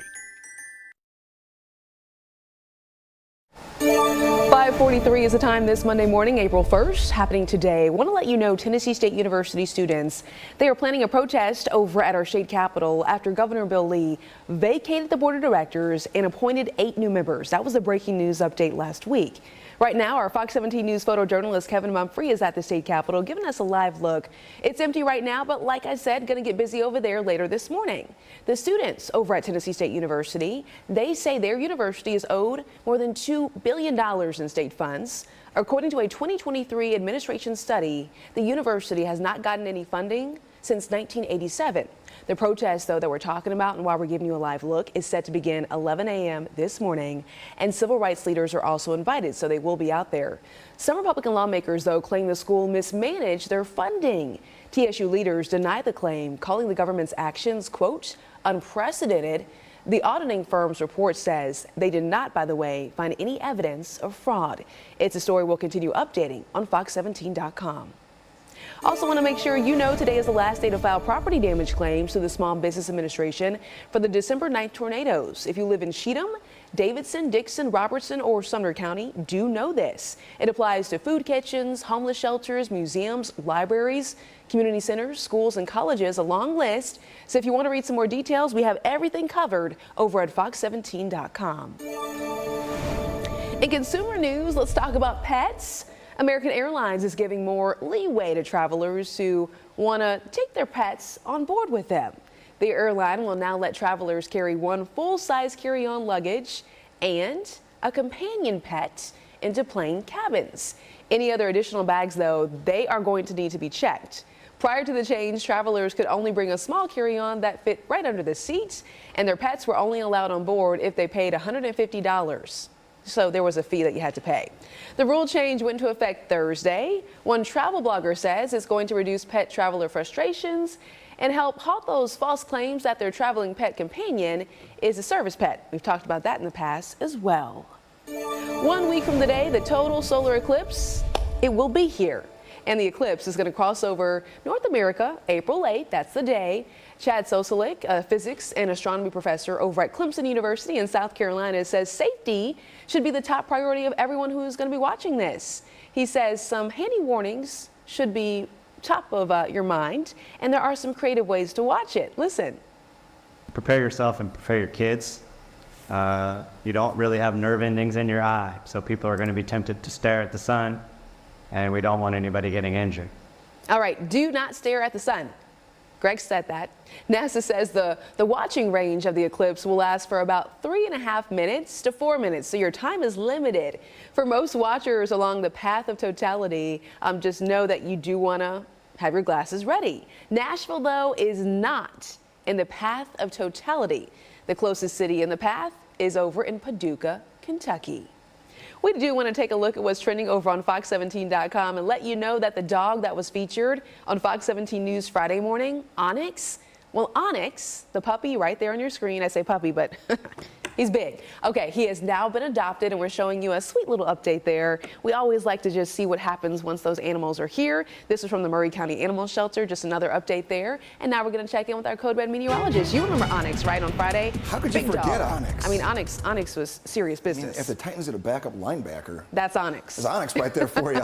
And you know we love our four-legged friends, so seeing the quick adoption just makes me even happier. And now it's one of our favorite times of the morning. Yeah, so Onyx was here Friday, got adopted on Saturday. Oh, it's pretty good. Pretty quick turnaround right there. Taking a look here, we have our dogs of the day. We have Buck and Wheezy. Buck and Wheezy? Buck and Wheezy. Wow. Wheezy's named after Lil Wayne. Amanda told me. Oh, Amanda said that? Yeah. Well, I really like this. So there you go. Those are our two doggos of the day. Buck is the white dog right there on your screen. You can always share your photos with us easily just by going to my Facebook page, and that's where you're going to get all of your dog of the day submissions put in. We'll tell you how to do that in a minute, but first, dog walking forecast. 66 degrees at 6 o'clock, 69 degrees by 9 a.m. So the entire morning kind of staying right where we're at. Temperatures right now, we're in the 60s to near 70. And thanks to our cloud cover, even once the sun is up, we don't get a real quick turnaround when it comes to temperatures till the afternoon. We will be up near 80. Speaking of submitting your dogs of the day, meteorologist Greg Bobis, it's the pin post at the top. You can't miss it, because my dog's wearing that. You always post your dogs there. That's how you see them right here on Fox 17 News this morning. The only days we don't show dogs of the day are on days where it's an active code red day. We have the red lights on for right now, but it's not for today. It's for tomorrow. Tomorrow is some code red weather. Today's just going to be right near 81 and fairly cloudy for the afternoon. So still a decent day at the backyard, a decent day for any after-school practices or sports. It's tomorrow as the day that we are going to be watching very carefully. In the next check of your code red forecast, we'll look at future track in your 7-day and see a big temperature slide by the end of the week. Steer clear traffic as you get out and about this morning. Here's a look at I-40 at 46th Avenue here on the west side of town. Traffic over there moving along without issue. We're doing really nice so far out there this morning as you try to make your way in from the west. Places like Bellevue, the Nations, this is where this camera is, but back behind it, Kingston Springs and Pegram, all of that. Really nice, smooth drive so far this morning. Here's 24 Bell Road. That drive coming in from Antioch, also looking really nice this morning so far. We're going to check in on your latest drive times coming up here in just a few. In consumer news now, a new survey points to a new risk taken by homeowners in order to get their hands on their dream home. Yeah, there's a new Bankrate survey that says nearly 10% of homeowners took money out of their 401k or other retirement plans, all in order to secure new homes. Well, financial experts warn against this because of future loss of invested money grown over time and taxes taken out by the government when money is removed. Experts say homeowners should use retirement funds as collateral for loans instead. That way they can ensure that they get the down payment they need while avoiding those taxes and penalties that none of us want to pay. Hey, listen up. Kia is recalling thousands of vehicles because of possible parking failures. This is alarming. Kia is calling back about 427,000 of their Telluride cars. So take a look at your screen here. We're going to show you the photo. The recall includes all Tellurides from the 2020 through 2023, as well as models from this year. Experts say that the shafts on the car, I want to make sure that I get this correct here. They were talking about how, I want to read this. Hold on one second. Experts say some drive shafts, may not fully engage. So that's what you need to watch out for here. This could lead to damage over time that could result in unintended vehicle movement while in park if the parking brake is not engaged. The company says they will replace faulty parts and reimburse earners for those repairs where applicable. If you want some more updates, go to fox17.com. The Powerball jackpot continuing to grow. Would you like some money? I would. The next drawing and the winnings up for grabs. Plus, Fox 17 News, the red lights are on. We are in a code. We're here, founder of Brown's Pressure Washing and Roof Cleaning, with a reminder that our company's goal is to wash every widow's house in Nashville for free. And while no one won the big jackpot, at least 4 people last night matched numbers to win $1 million. Saturday marked 38 consecutive drawings without a jackpot winner. Well, I talked about that code red weather alert. Do want to get right on over to Greg Bovis because folks want to know about the timeline, and it's also 70 degrees outside. So what's happening here? So here's what's going on. We're going to be warm one more day. We are right near 70 degrees this morning, 60s at the coolest spots that we're in. 82 degrees later on this afternoon, but we are in a code red weather alert just for tomorrow. What's going to happen in the next 48 hours will bring in a very aggressive cold front that will give us the chance for damaging wind and can't even rule out tornadoes tomorrow afternoon. Now, that's not a guarantee by any means, but better to know now, so we have 24 hours worth of time to get everything done in the meantime. Maybe that's the yard work. Know when to mow. Today is good. Tomorrow, absolutely not. Raining a lot of the day tomorrow, and then a few more showers will linger into Wednesday as well. And then the weekend, we get much cooler. We'll be in the 50s for Wednesday and Thursday. And then the afternoons on Saturday and Sunday, 64 degrees on Saturday, 71 degrees on Sunday, cool mornings. If you think this morning is very comfortable, don't get used to it. We have one more morning in the 60s as you wake up tomorrow, and then we're back to 30s for overnight temperatures leading into the upcoming weekend. So just keep that in mind. That's the big broad strokes. It'll look nice and sunny, though, for both of those days. Coming up in the forecast as we go into our 6 o'clock half hour, we'll look at tomorrow's hour-by-hour breakdown and then those big changes in temperature with a look at your 7-day forecast right out of the gate the first time you see me. Steer clear traffic. Let's get to the north side of town. I-65 at Trinity Lane. As you take a look here, things are a little bit tighter than they were when we checked in over on this camera about 30 minutes ago, and they will get slower still as we move on here into our 6 o'clock hour. You may want to try to consider places like Dickerson Pike or Ellington Parkway to steer clear there from that north side as more and more people start to get on the road. This will slow down more and more. We're going to take a look at other areas of town, including this one, 24 Harding Place. We'll give you an update from here coming up in a few. Well, we love dogs here on Fox 17 News, and there was a new study suggesting that dogs may be able to understand what we're saying. According to a study published in the Public Current Biology, researchers over at a Hungarian university say that dogs can go beyond command structure of language and use a process called referential understanding. All right. To test this, researchers, they had participating dog owners play an audio clip where the owner could say ball, frisbee, while showing the physical items to the dog. Are you following me here? Researchers then measured the dog's brain waves to see their reactions when the object being shown matched what the audio recording was saying. There's a lot going on here. They found that the dogs were able to match items up with their audio recordings, and they were even surprised when the audio recordings did not match up with the items they were being shown. Interesting. All right, your dog might actually know what you're talking about. Promotional consideration for this program provided by Ponce Law. Hey, do you know someone who is a hometown hero in our community just doing amazing things? Because if you do, all of us here at Fox 17 News, we would love to share their story. Ponce Law and Fox 17, we're teaming up to find and award local hometown heroes $1,000. And listen, this could be a veteran, teacher, first responder, frontline worker. We have interviewed amazing people about this. Some folks are doing some amazing things in our community. So take a look at your screen. This is how you can nominate your hometown hero. Do so online at poncelaw.com/hometown hero. And every month, a selected hero will then be featured right here on Fox 17 News. Promotional consideration for this program provided by Ponce Law.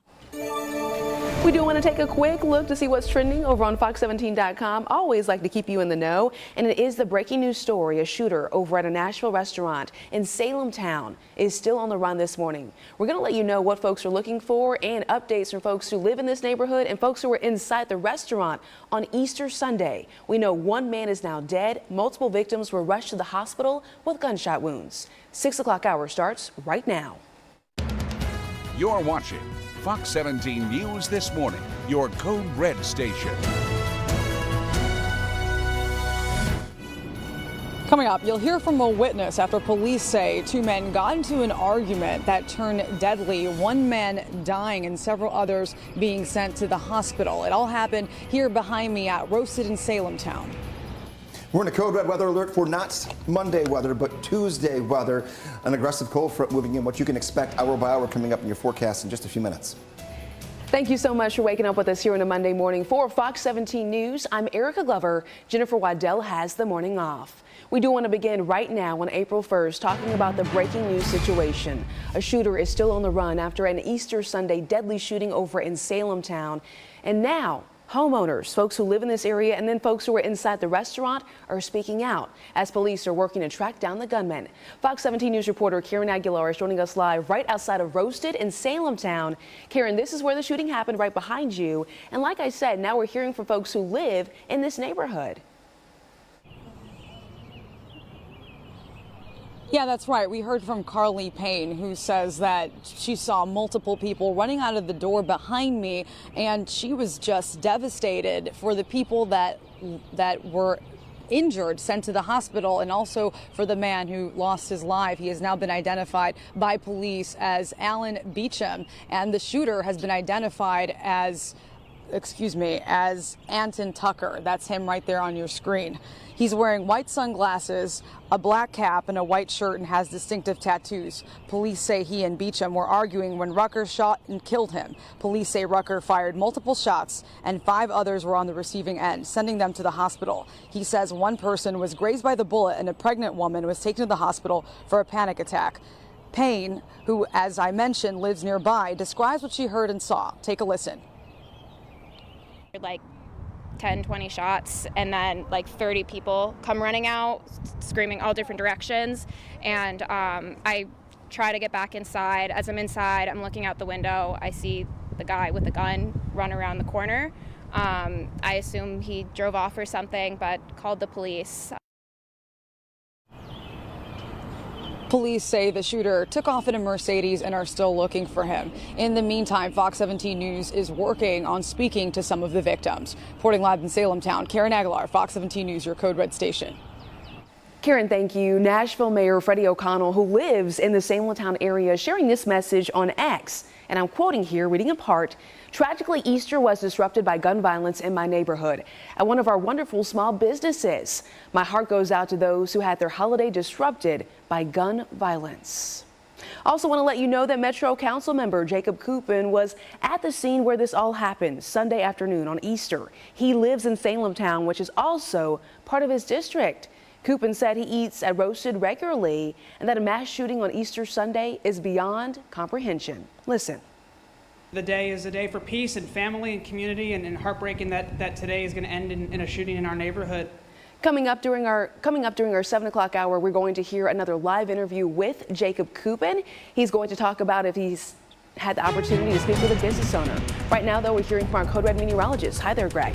Hey, good morning. Taking a look here. Yes, the red lights are on. We are on a Code Red weather alert for tomorrow. This is not a Monday weather maker that we have to worry about today. Actually, pretty good. Just a little cloud cover. We'll have high temperatures right near 80 degrees. Tomorrow will be warm again, but the morning hours into the afternoon and evening, we will have the potential for some thunderstorms, and a few of those could be on the stronger side.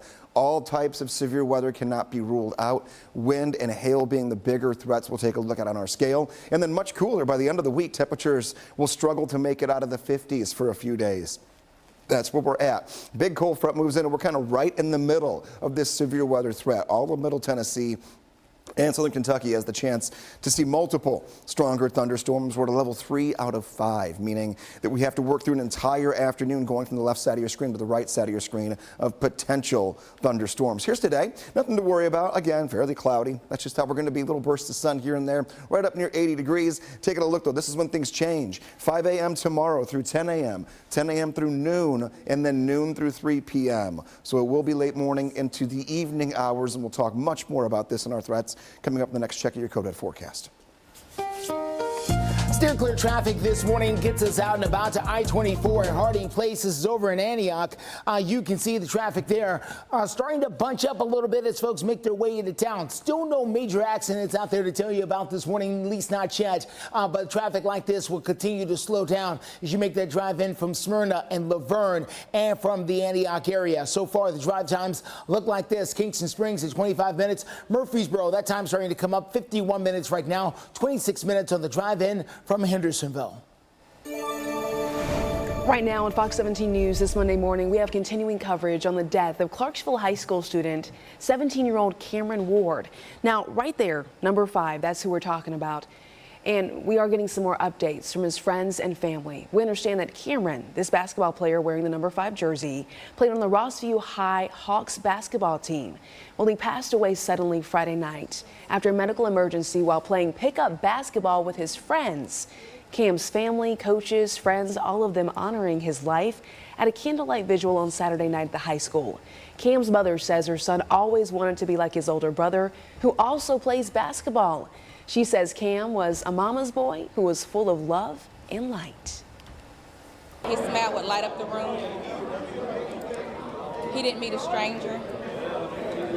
He always believed in love. He always believed in showing his light. He always believed in being him. That's who he was. Well, Cam would have graduated this May. We're told the school is going to have counselors on hand today for students and staff. Nearly 2 months after the entire Millersville Fire Department, just about all of them, walked out. More turmoil in Millersville. The heated debate within the Millersville City Council with Justin McFarland in a couple of minutes. And Fox 17. And get a rate based on you. Call or visit allstate.com for a quote today. You're in good hands with Allstate. I was sitting at a red light. Out of nowhere, I just got rear-ended. I reached out to Morgan & Morgan directly from the scene. Morgan & Morgan got my initial offer 10x'd. It is so easy. This Fox 17 This Morning newscast is sponsored by Eurostone.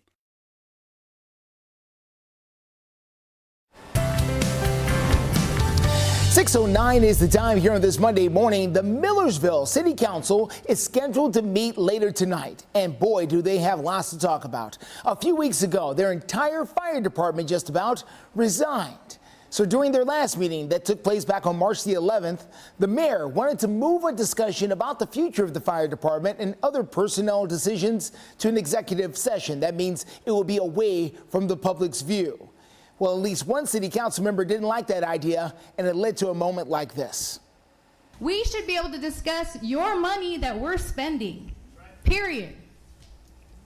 This is a work session. This is a work session. We are supposed to discuss things in a work session. That is what a work session is for. What penalty should be imposed on? There ain't no such thing. Give me my $50 fine, whatever. $50 fine, whatever. As of March the 11th, the Millersville Fire Department has one full-time firefighter and one part-time firefighter/paramedic who is on call. They do have an agreement in place with the Goodlettsville Fire Department and with the White House Volunteer Fire Department for any help the city may need until they can rehire all those firemen who quit.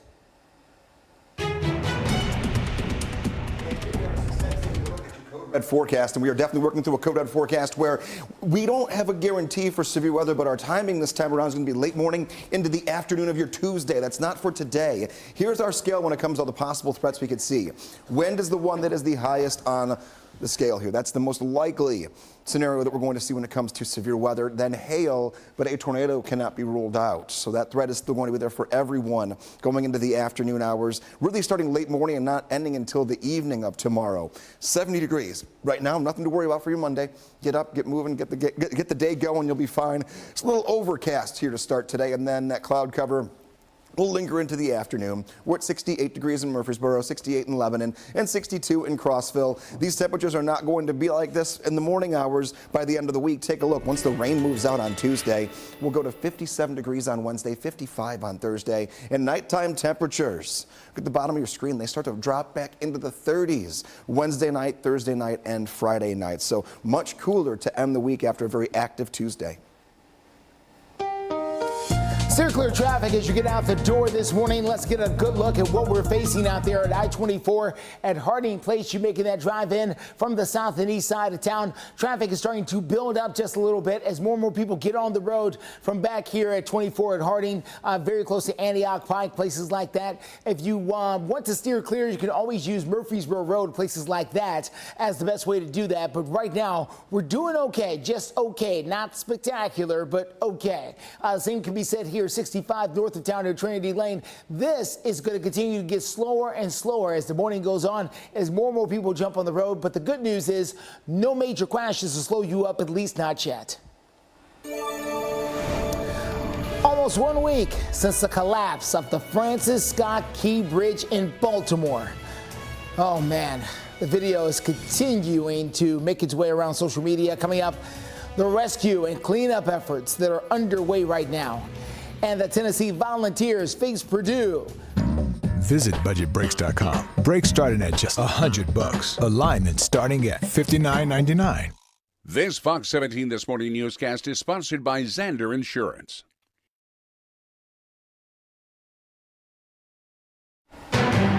6:14 is the time. We are covering breaking news this morning on Fox 17 News. A portion of US 59 over in Oklahoma was closed Saturday after a barge hit a bridge. Now we're going to show you some video here. Yeah, right here on your screen. You can see the moment the vessel hits one of the pillars there. Oklahoma Highway Patrol redirected traffic as engineers investigated this incident. They found the structure safe and reopened the highway and bridge a few hours later. Now keep in mind this comes less than a week after a cargo ship hit the Francis Scott Key Bridge in Baltimore, sending 6 people to the hospital, or I should say sending 6 people in the water and then shutting down a major shipping route there. Well, more than 2 million new cancer cases are going to be diagnosed in the U.S. this year alone. That's according to projections by the American Cancer Society. And certain cancers are being found more often in younger adults. While talking to children about cancer is hard, experts say it is important. In today's Health Minute, Mandy Gaither has much more on how to have this difficult conversation. After revealing her cancer diagnosis, Catherine, Princess of Wales, said one of her biggest priorities was finding the right way to tell her young children. There was a time when, the information was hidden. The American Cancer Society says children seem to sense when something is wrong, so keeping a cancer diagnosis from them may result in confusion and fear. When you're talking to children, they probably understand, more than you think they will. To start the conversation, the organization says to be open and honest, speak in a way they'll understand. They need to know what to expect and how the diagnosis will affect them. Younger children may need fewer details than those who are older. Most kids should know the basics, the type of cancer, where the cancer was detected in the body, what will happen during treatment, and how that treatment may change the person's life, their appearance, and how they feel. A lot of times kids actually wind up blaming themselves. And so you need to reassure them, be honest with them, let them know it's a serious diagnosis, but there's a plan going forward. Finally, the American Cancer Society says to allow children to ask questions and talk about how they're feeling. Find a good time when you won't be disturbed and when you're feeling calm enough to talk about the diagnosis. For Health Minute, I'm Mandy Gaither. All right, how's your bracket do it? I also want to talk about how the American Cancer Society says some children, like teenagers, may find comfort from a support group where they can express their feelings. There are also local and national camps across the country designed for children who are impacted by a parent's cancer diagnosis. All right, now we're getting to this, your bracket. I was holding up a minute ago. How's it doing? The Vols, unfortunately, their March Madness has come to an end, the run therefore. The two teams staying close for most of the entire game, but UT struggled to contain Purdue's big man, Zach Edey, and got into foul trouble pretty early on. Edey finished with a game high of 40 points as the Vols failed to stop him down the stretch. This was, though, the Vols' first 8 appearance since back in, wow, I want to double check this. Let's see, the Vols' first appearance since 2010, and also the best run for the Big Orange under head coach Rick Barnes. So that takes us to our Fox Nashville X account, where we ask this question right here on your screen. The 2024 Men's Final Four is set, so which team do you think is walking away as the national champion? 53.7% of you all say UConn. UConn, you all believe, is going to win it all. Hey, you can go ahead and let us know what you think. Sound off by going to our Fox Nashville X account. In your community, just want to take a moment to thank Titans standout Jeffrey Simmons for making a large donation so that I could organize and host a Good Easter or Good Friday Easter bag giveaway at the Nashville Rescue Mission. So take a look at your screen, some of the photos there. The Rescue Mission has a new women and children's campus. So my co-anchor Jennifer Waddell, our investigative reporter Amanda Chin, they were both on hand with me on Good Friday, helping to pass out some of those Easter baskets, along with the Titans cheerleaders and the Predators mascot Nash. Chick-fil-A also dropping off more than 150 cookies. The Nashville Community Resource Center donated some hygiene items, and we were all able to just really have a good Friday out there, fill those bags with the Easter essentials. So if you want to check out more of the photos, go to fox17.com. By the way, you don't see any of the kids because we respect their privacy concerns, so we didn't share any of their photos as well. We do want to check in now with our Code Red meteorologist, Greg Bobus, because you're busy, not for today, but tomorrow. Yes, tomorrow's a Code Red day. Today is that 24-hour heads up. That tomorrow's a Code Red day. So that's right. Here's what we're going to do. We're going to work you through what we can expect today, which will be a very easy Monday, and then get into the new updates here. What is new this morning? Since you went to bed, we have changed timing of tomorrow's storms, boosted it up a little bit from when it'll start, and then also letting it linger longer into the evening. And you'll see what I mean. All types of severe weather are possible. We're talking about wind, hail, and tornadoes can't be ruled out. This is, again, during the daylight hours of tomorrow. Many of us will be at school. Many of us will be at work.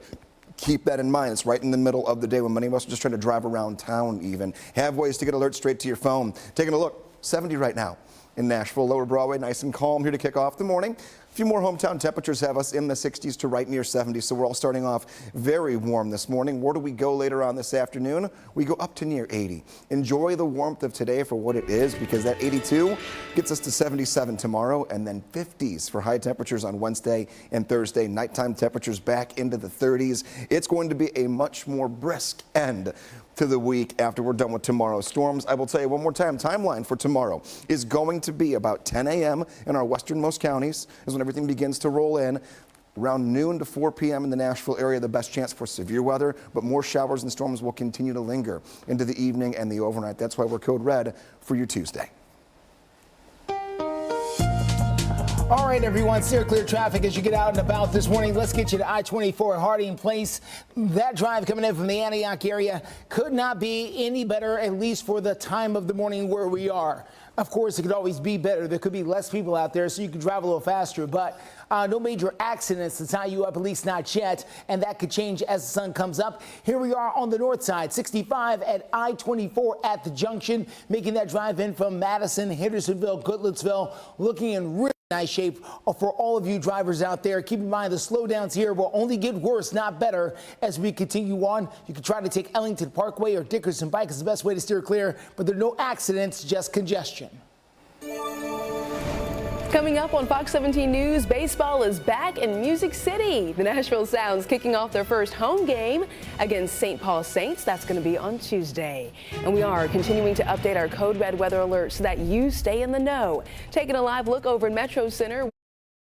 Well, after a beautiful weekend, we can definitely say the spring season is basically here, and that means baseball is coming back to downtown Nashville. So exciting as always. The Nashville Sounds are the AAA affiliate. If you're new to this area, we want to let you know that. AAA affiliate of the Milwaukee Brewers. They opened up the 2024 season this past weekend over in Toledo and will now return to Nashville tomorrow, Tuesday, for their home opener. The Sounds are coming off 3 consecutive winning seasons, including last year's season where they reached the 80-plus win mark. Sounds are opening up their home slate. Again, it's tomorrow. It's going to be against the St. Paul team. First pitch, 6:35 at First Horizon Park.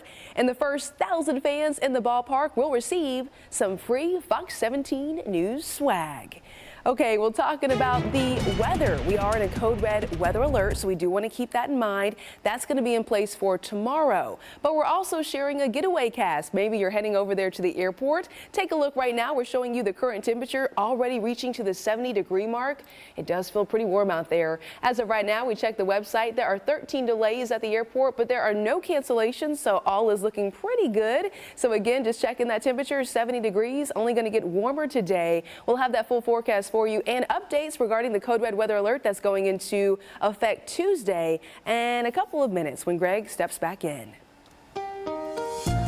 Steer clear traffic out there for you. Let's get you to I-65 Dickerson Pike there on the north side. You can see there traffic is moving in but starting to slow down as you make that drive in from anywhere north of town. Madison, Hendersonville, Goodlettsville, Millersville, White House, all of you. This is part of your drive. As more and more people get on the road, things will slow down. As a matter of fact, right here, things are going to get slower and slower all the way back behind us here before long. So heads up on that. Here's your drive coming in 24. From Hickory Hollow Parkway in the Antioch area. Things also moving, but moving fairly well, as a matter of fact. Good pocket of traffic here, so no big problems coming in from the Antioch area, at least not yet. Things will continue to slow down, though, as more and more people get on the road. There are going to be some easier flowing traffic patterns coming in from the Rutherford County area. I'll tell you more about that coming up in a few. Justin, thank you. We have an update now out of Baltimore where crews are working near the collapsed Key Bridge. They're working to open an alternate shipping channel today. They hope to get commercial essential ships moving after the collapse really essentially closed down the Baltimore port. Remember, this was the breaking news last week. Ships, though, are required to stay 2,000 yards from the collapse, and they must have permission before using the channel. Demolition crews are also working now to cut away the collapsed Francis Scott Key Bridge over in Baltimore as they work to prepare for more stages of the ongoing removal process. Teams of demolition engineers began cutting away using a cutting torch on Saturday. Look at this. 7 floating cranes, 10 tugboats, 9 barges, 8 salvage vessels, and 5 Coast Guard boats were all on site. It's a lot going on over there. The bridge collapsed last Tuesday morning when a Singapore-based cargo ship lost power and struck one of the bridge's supports. There were 6 workers on the bridge at the time of the collapse. 2 bodies have been found before, have yet to be located, and are now presumed dead. Coming up, we're continuing to follow the shooting out of Salem Town yesterday. What crews and witnesses wash a widow's house. Get the Fox 17 News app now. Instant alerts the second news breaks. Watch Fox 17 News anywhere. Download the Fox 17 News app now. You're watching Fox 17 News This Morning, your Code Red station. Fox 17 News and a code red weather alert for potential thunderstorms Tuesday.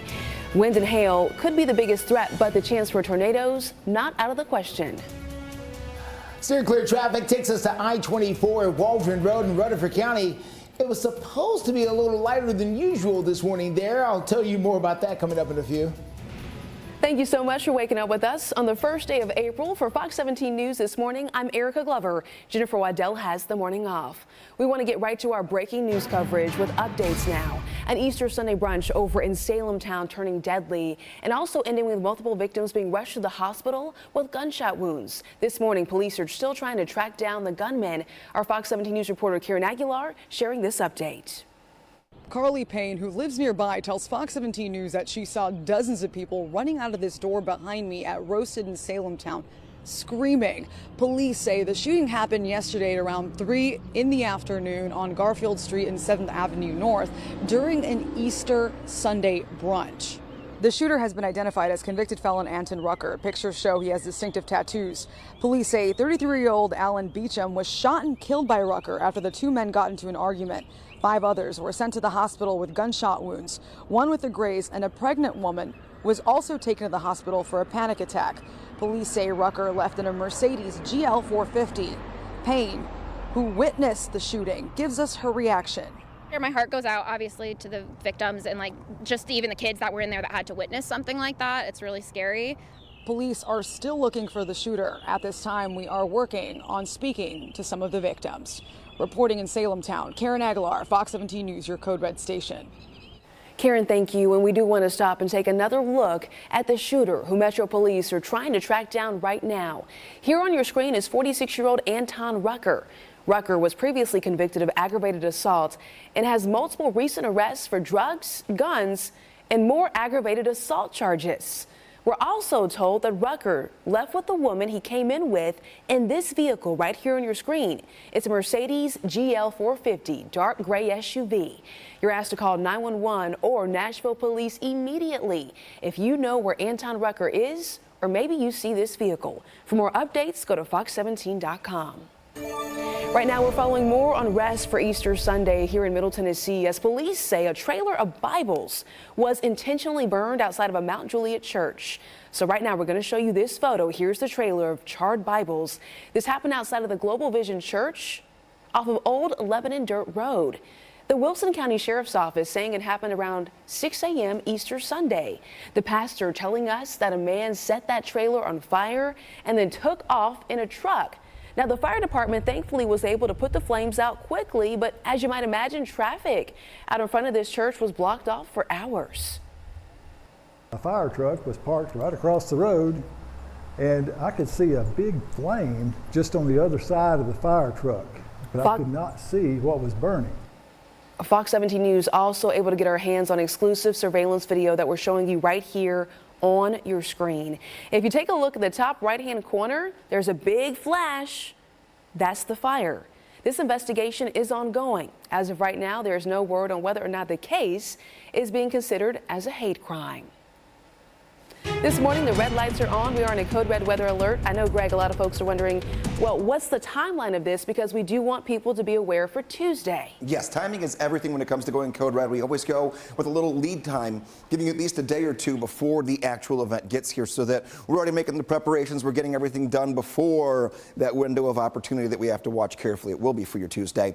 Morning into the afternoon, so it'll be a daytime event this time around. Main threat's going to be wind and hail for your Tuesday, but we cannot rule out the possibility of tornadoes as well. The hotter the color, the bigger the threat for severe weather, and we're kind of right in the bullseye of the system as it moves in going into tomorrow. You'll start the morning hours relatively dry, at least very early in the morning. But by late morning toward the afternoon, the wind going to pick up and also the rain will pick up very quickly. The only threat we don't really have to worry about will be flooding. We'll get some decent rainfall, but not enough to where it's going to be a major cause for concern. Just watch for some ponding late in the day, and that should be just about it. Tornado threat's not zero, though. We've got to watch it very carefully moving in. This is today. Today looks fantastic. Not a worry. A little bit on the cloudier side here. Not quite as much sun as a good chunk of the weekend that we had. And after those storms do move in morning into the afternoon tomorrow, we'll go from 77 degrees for your Tuesday to 57 degrees on Wednesday, and nighttime temperatures take a tumble all the way back down into the 30s starting Wednesday night into Thursday, and then a few more 30-degree nighttime temperatures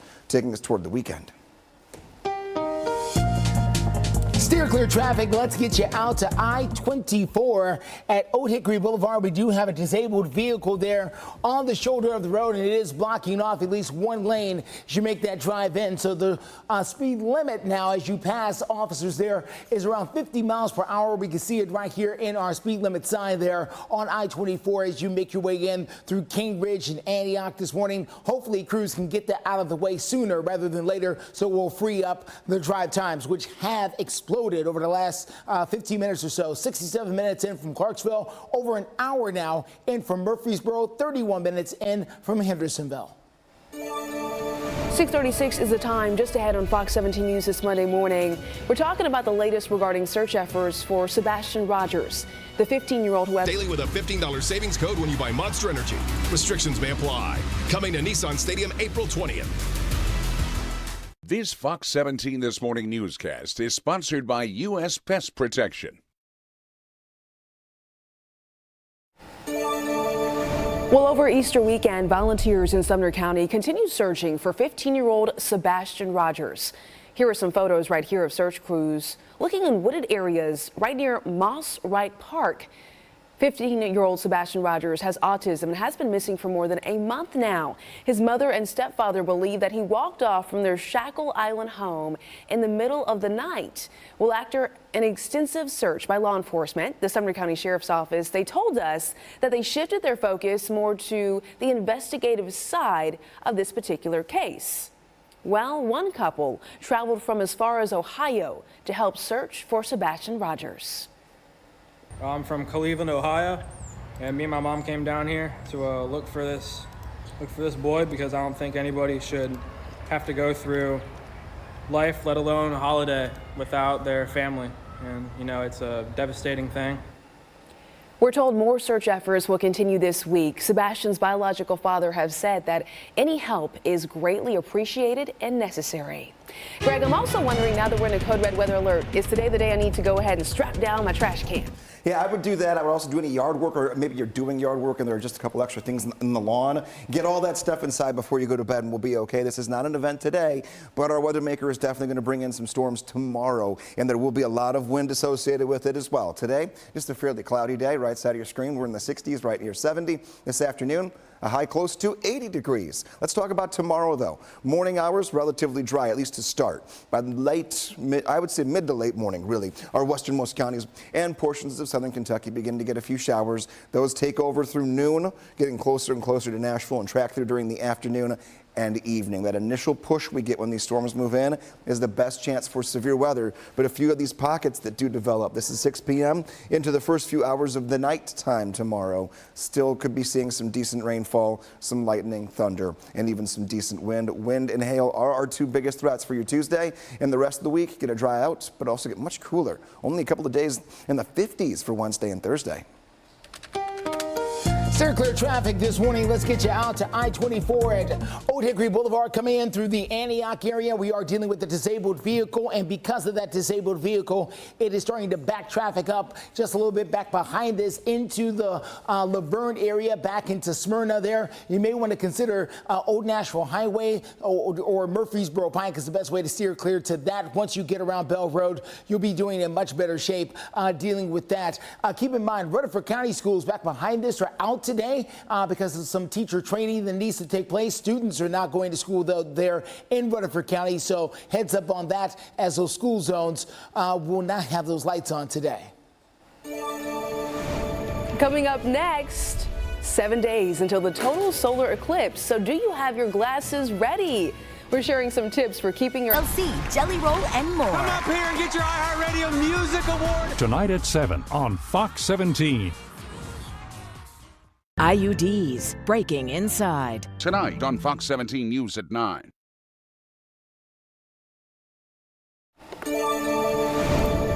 Happy happening today, we do want to share a breaking news update regarding news that we shared last week involving Tennessee State University. Well, student leaders are planning a protest over at our state capitol for later this morning. This does come days after Governor Bill Lee vacated the board of directors and appointed 8 new members. Our Fox 17 News photojournalist Kevin Mumphrey is right there live at the state capitol where all of this is happening later this morning. The students say Tennessee State University is owed more than $2 billion in state funding. That's all according to a 2023 Biden administration study. So the protest, if you're heading out to this area, is planned to start at 11 a.m. this morning. There are, though, some Republican lawmakers who claim the school mismanaged their funding, which then led to the board needing to be vacated. TSU leaders deny the claim, calling the government's actions, quote, unprecedented. The auditing firm's report says they did not find any evidence of fraud. Today is the last day to file property damage claims to the Small Business Administration for the December 9th tornadoes. If you live in Cheatham, Davidson, Dickson, Robertson, or Sumner County, keep this in mind. And it does apply to food kitchens, homeless shelters, museums, libraries, community centers, schools, and colleges. We have much more details and a full list over on fox17.com. Attention, pet lovers. There's going to be a different way for you to take your pet on board with you when you talk about certain airlines. So we're going to let you know. There is one airline in particular that says they're going to now let travelers carry one full-size carry-on luggage and a companion pet into the plane cabins. This is American Airlines who says they're going to let you do this. Prior to the change, travelers could only bring a small carry-on that fit under the seat, and then their pets were only allowed to board if they paid $150 additional dollars. Well, this rule change again for American Airlines went into effect Thursday. One travel blogger says that it's going to reduce traveler frustrations and help stop the false claims that their traveling pet is a service pet. Let's talk about the total solar eclipse. It's 7 days away, so we're just getting closer and closer. The eclipse will cross over North America on April 8th, and there is one astronomer professor over at Clemson University in South Carolina that says what we've been saying, that safety should really be a top priority for everyone who's watching this. So he's sharing some more handy warnings and some creative ways to watch the total solar eclipse. Prepare yourself and prepare your kids. You don't really have nerve endings in your eye, so people are going to be tempted to stare at the sun, and we don't want anybody getting injured. All right, we told you that. NASA says the watching range of the eclipse will last for about 3.5 minutes to 4 minutes, so it's not long.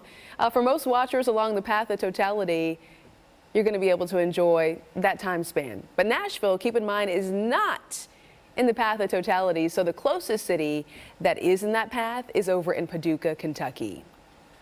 We're checking in now with our Code Red meteorologist. We are now in what, level 3 out of 5 for possible severe weather Tuesday. Yeah, Tuesday, and the time frame of this is going to be late morning into the afternoon. So when many of us are awake, kids are trying to get back to school after a long weekend for many of them. We're getting back to work. It'll be while we're up and moving. It's not going to be an overnight event. Let's take a look here at what we're talking about here after we meet our dogs of the day. This is a good dog walking day. Get some of the energy out now because tomorrow is going to be very active on the radar. We have Buck and Wheezy sent in by Amanda. Yeah, the forecast this morning starting off with some 60s to begin the day, and we'll continue to stay in the 60s through about 9, 10 o'clock, and then eventually roll back into the 70s and get our temperatures up near 80 later on this afternoon. 71 by 10 o'clock. Fairly cloudy, though. Unfortunately, not going to be a whole lot of sunshine today. It'll be a very hit and miss, little pockets of sun. You can always send your dog of the day by going to Facebook, meteorologist Greg Bobus, the pin post right there. That's how Buck and Wheezy got right here on our airwaves. That's the same way you could do it too. Share your photos. We love showing off our four-legged friends here on Fox 17 News this morning. And it's also a good day for maybe the kids to let a little energy out here when they're getting back home from school if they've got class today. 81 degrees by 3 p.m. And the evening hours will hold out in the 70s and stay rain-free as well. And look at your 7-day forecast. You're going to notice a lot of cooler air is ahead of us. 82 degrees today, 77 tomorrow. Still not bad, but that rain going to be coming down here again late morning into the afternoon. 57 degrees on Wednesday, 55 degrees on Thursday. We'll talk much more about your weekend and look at future track in a couple minutes. Weather Window, presented by the National Weather Desk. Weekend hail in Ohio, some of it fell steady, while in other places it started light and gradually bigger pieces started plopping to the ground and into this pool. In Utah, a different type of frozen precipitation, snow, piled up on this railing, blanketing the ground and settling on tree branches near Spring City. And this eagle takes in the snowy landscape near Reno. For more content like this, like the National Weather Desk on Facebook. Coming up on 6:50 with your steer clear traffic, let's take a look at what we've got going on outside if we can. The latest on your traffic takes us to I-24 Shelby Avenue in the heart of downtown Nashville. Traffic there moving along pretty well. No big problems out there in that direction. We do have a disabled vehicle on I-24 down towards Old Hickory Boulevard in the Antioch and Cane Ridge area. We're going to take you down there coming up in a few and show you the kind of backups that it's creating. If you're heading over to the airport, TSA is adding 8 new international airlines to their pre-check program. TSA's pre-check lets participating air travelers receive expedited screening, and it also reduces time to get to those boarding gates. So the added airlines do include Air Premia, Air Tahiti Nui, Air Transat, Bahamas Air, Bermudiar, Iberia, and New Pacific Airlines. Keep that in mind. Also want to let you know Kia is recalling thousands of vehicles because of possible parking failures. Kia is recalling back about 427,000 of their Telluride cars. The recall includes all Tellurides from the 2020 through 2023, as well as some models from this year, 2024. The National Highway Transportation Safety Administration says some drive shafts may not fully engage, and this could then lead to damage over time that could also result in unintended vehicle movement while in park if the parking brake is not engaged. The company says they will replace faulty parts and reimburse owners for repairs where applicable. Let's talk about retirement savings. A new survey points to new risk taken by homeowners in order to get their dream home. A Bankrate survey says nearly 10% of homeowners took money out of their 401k or other retirement plans, all in order to secure new homes. Financial experts warn against doing this, though, because of future loss of invested money grown over time, and also those taxes taken by the government when money is removed. Experts say homeowners should use retirement funds as collateral for loans. That way they can ensure that they get the down payment they need while avoiding those taxes and those hefty penalties. Let's talk about some money, though. The Powerball jackpot continuing to grow. The next drawing and the winnings up for grabs. I'd like to get my hands on that. And Fox 17 News. In a crash with a big truck, you deserve to know who's responsible. Call Ponce Law, the real truck lawyers. We'll uncover the true cause of your crash and fight for the compensation you deserve. Call Ponce Law, justice for all.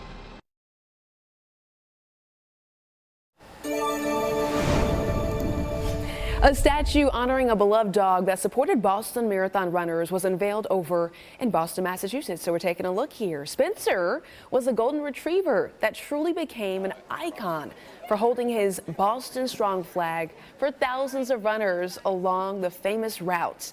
Well, Spencer died last February after several battles with cancer. Saturday, though, a statue in Spencer's honor was unveiled over in Ashland. Now, people on hand remembered Spencer for being such a lovable and friendly dog. And here we are, 6:54 your time, taking a look at future track, and we are in a code red alert mode for tomorrow. Today is going to be mainly cloudy and right up near 80. Let's talk about tomorrow. Start fast forwarding through on future track to the first drops of rain that will move in tomorrow morning. It's not going to be one of those overnight events. This is a purely daytime into evening scenario. We have 5 a.m. tomorrow. Here's 10 a.m. Here is noon tomorrow. And then this is 3 p.m. You get the idea. We're tracking from west to east throughout late morning and the afternoon. These bands of red, orange, yellow, very heavy rainfall at times.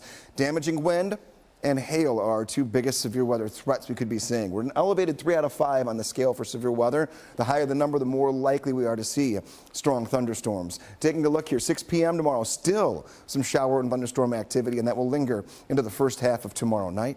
A few more showers to wrap up shop for us by the time we get into our Wednesday, but not nearly as big of a threat as tomorrow is going to be. So keep that in mind. 2 rainy days. And then, yes, I mentioned we talk about the weekend a little bit more. Let's get back to the 7-day forecast and talk about that upcoming weekend, because it's going to get a little bit cooler by the middle of the week, but we'll slowly get a little better each day. Friday into Saturday and Sunday with temperatures getting back to the 60s to right near 70 by Sunday. And as of right now, loaded up with some sunshine as we go into the upcoming weekend, but we've got to make it through tomorrow first. Again, late morning into the afternoon.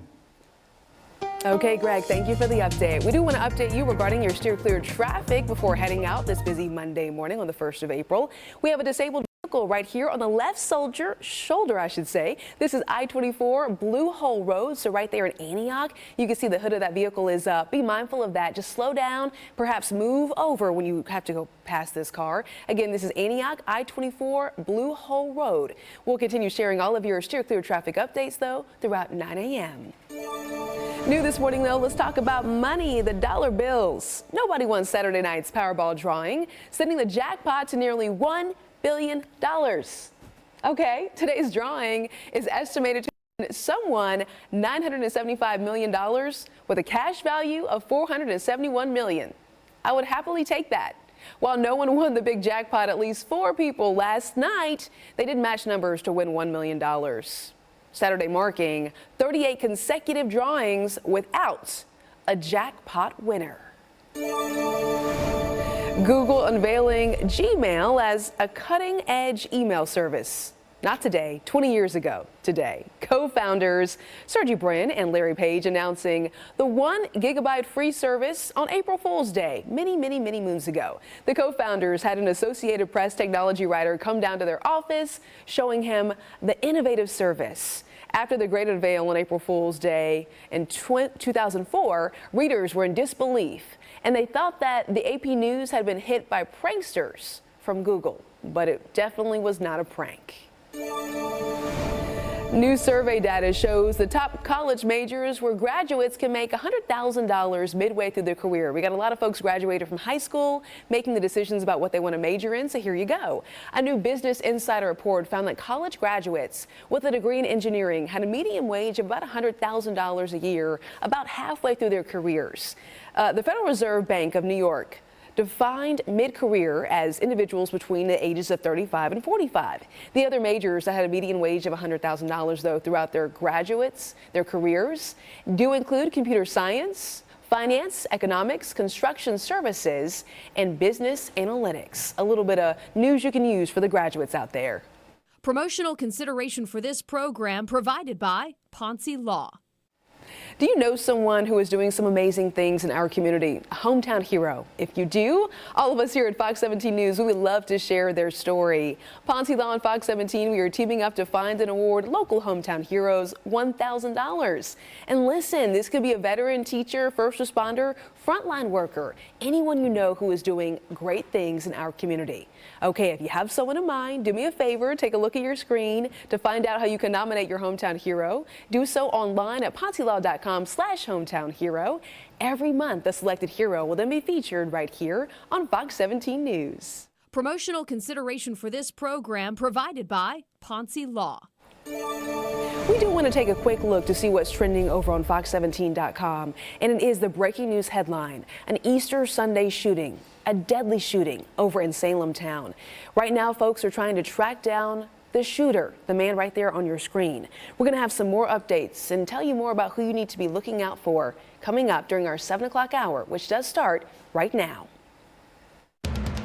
You're watching Fox 17 News This Morning, your Code Red station.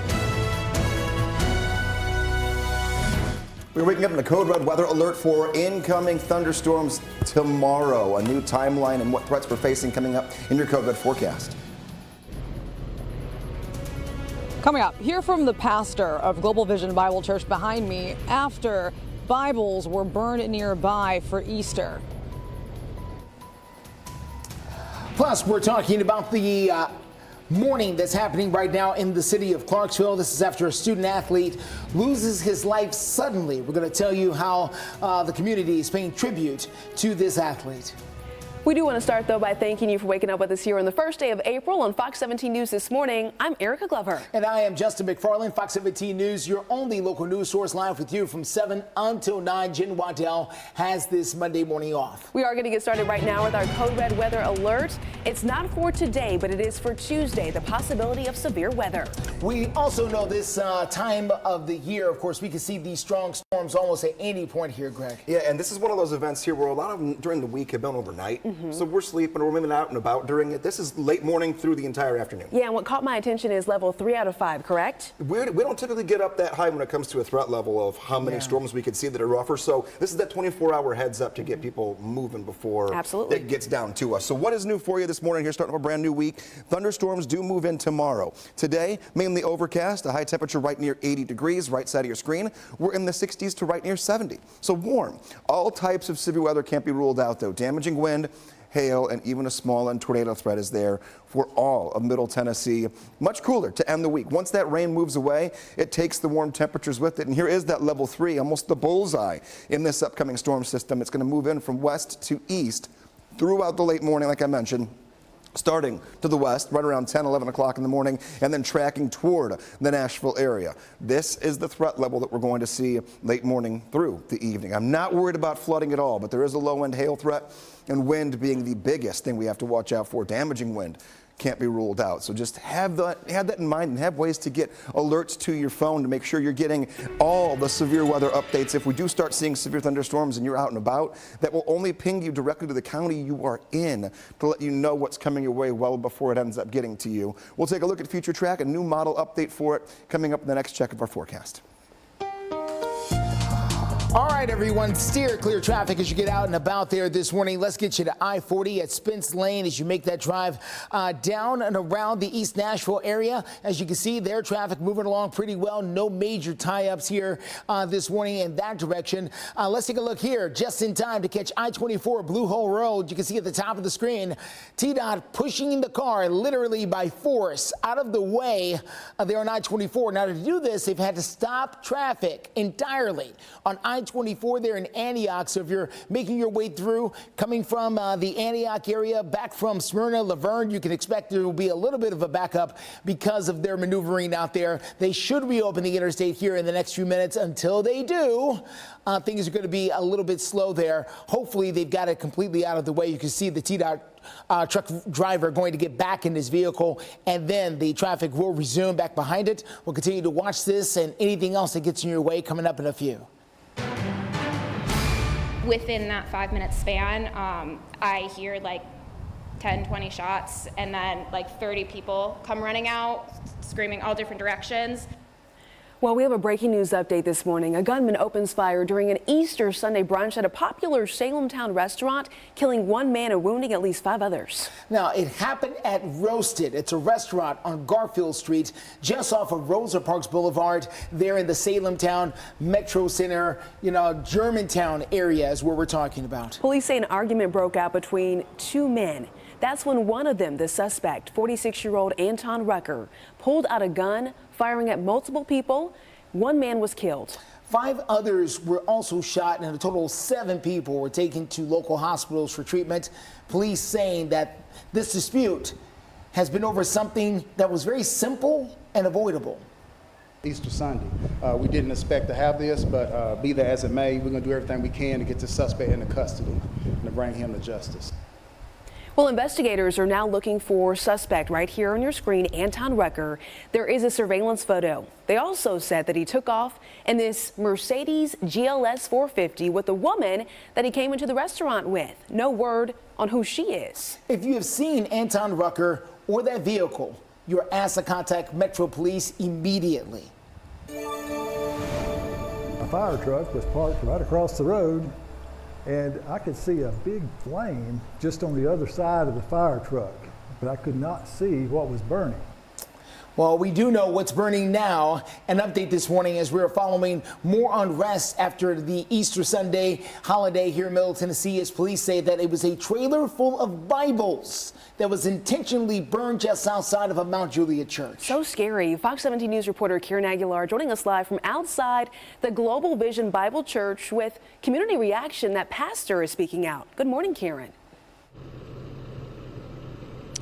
Good morning. That's right. The pastor is speaking out. Pastor Greg Locke of Global Vision Bible Church behind me says the act was very disrespectful, especially for a day like Easter.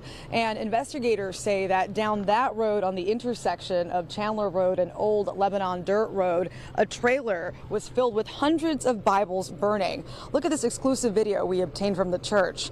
Locke says the suspect pulled up a little before 6 in the morning and set the Bibles on fire. As background, the church has been known to burn materials the church believes is connected to witchcraft and is demonic. Locke says the attack was targeted, but did not specify if it was in retaliation to anything.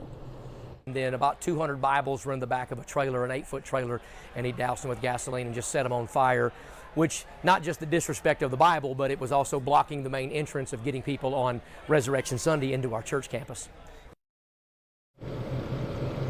The Wilson County Sheriff's Office is currently investigating. Whatever comes out of the investigation, we'll be sure to bring you that information. Reporting live in front of the Global Vision Bible Church, Karen Aguilar, Fox 17 News, your Code Red station. All right, Karen, thank you so much. Well, there is more drama this morning out of Millersville. This is just a few weeks after most of their fire department walked off the job. City council members and the mayor had an open argument during the city council meeting. We're going to take you there.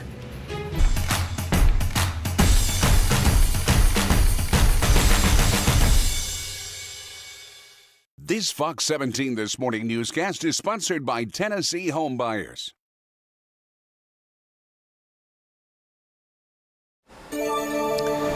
.09 is the time. The Millersville City Council is scheduled to have a meeting tonight, and boy, do they have lots to talk about.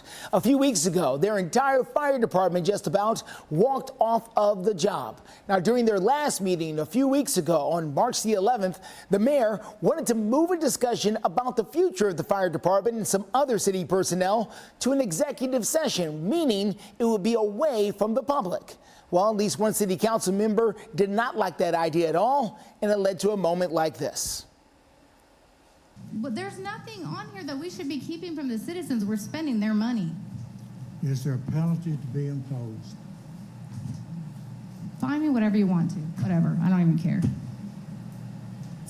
Find me $200. I'll donate to whatever fund you want me to give you.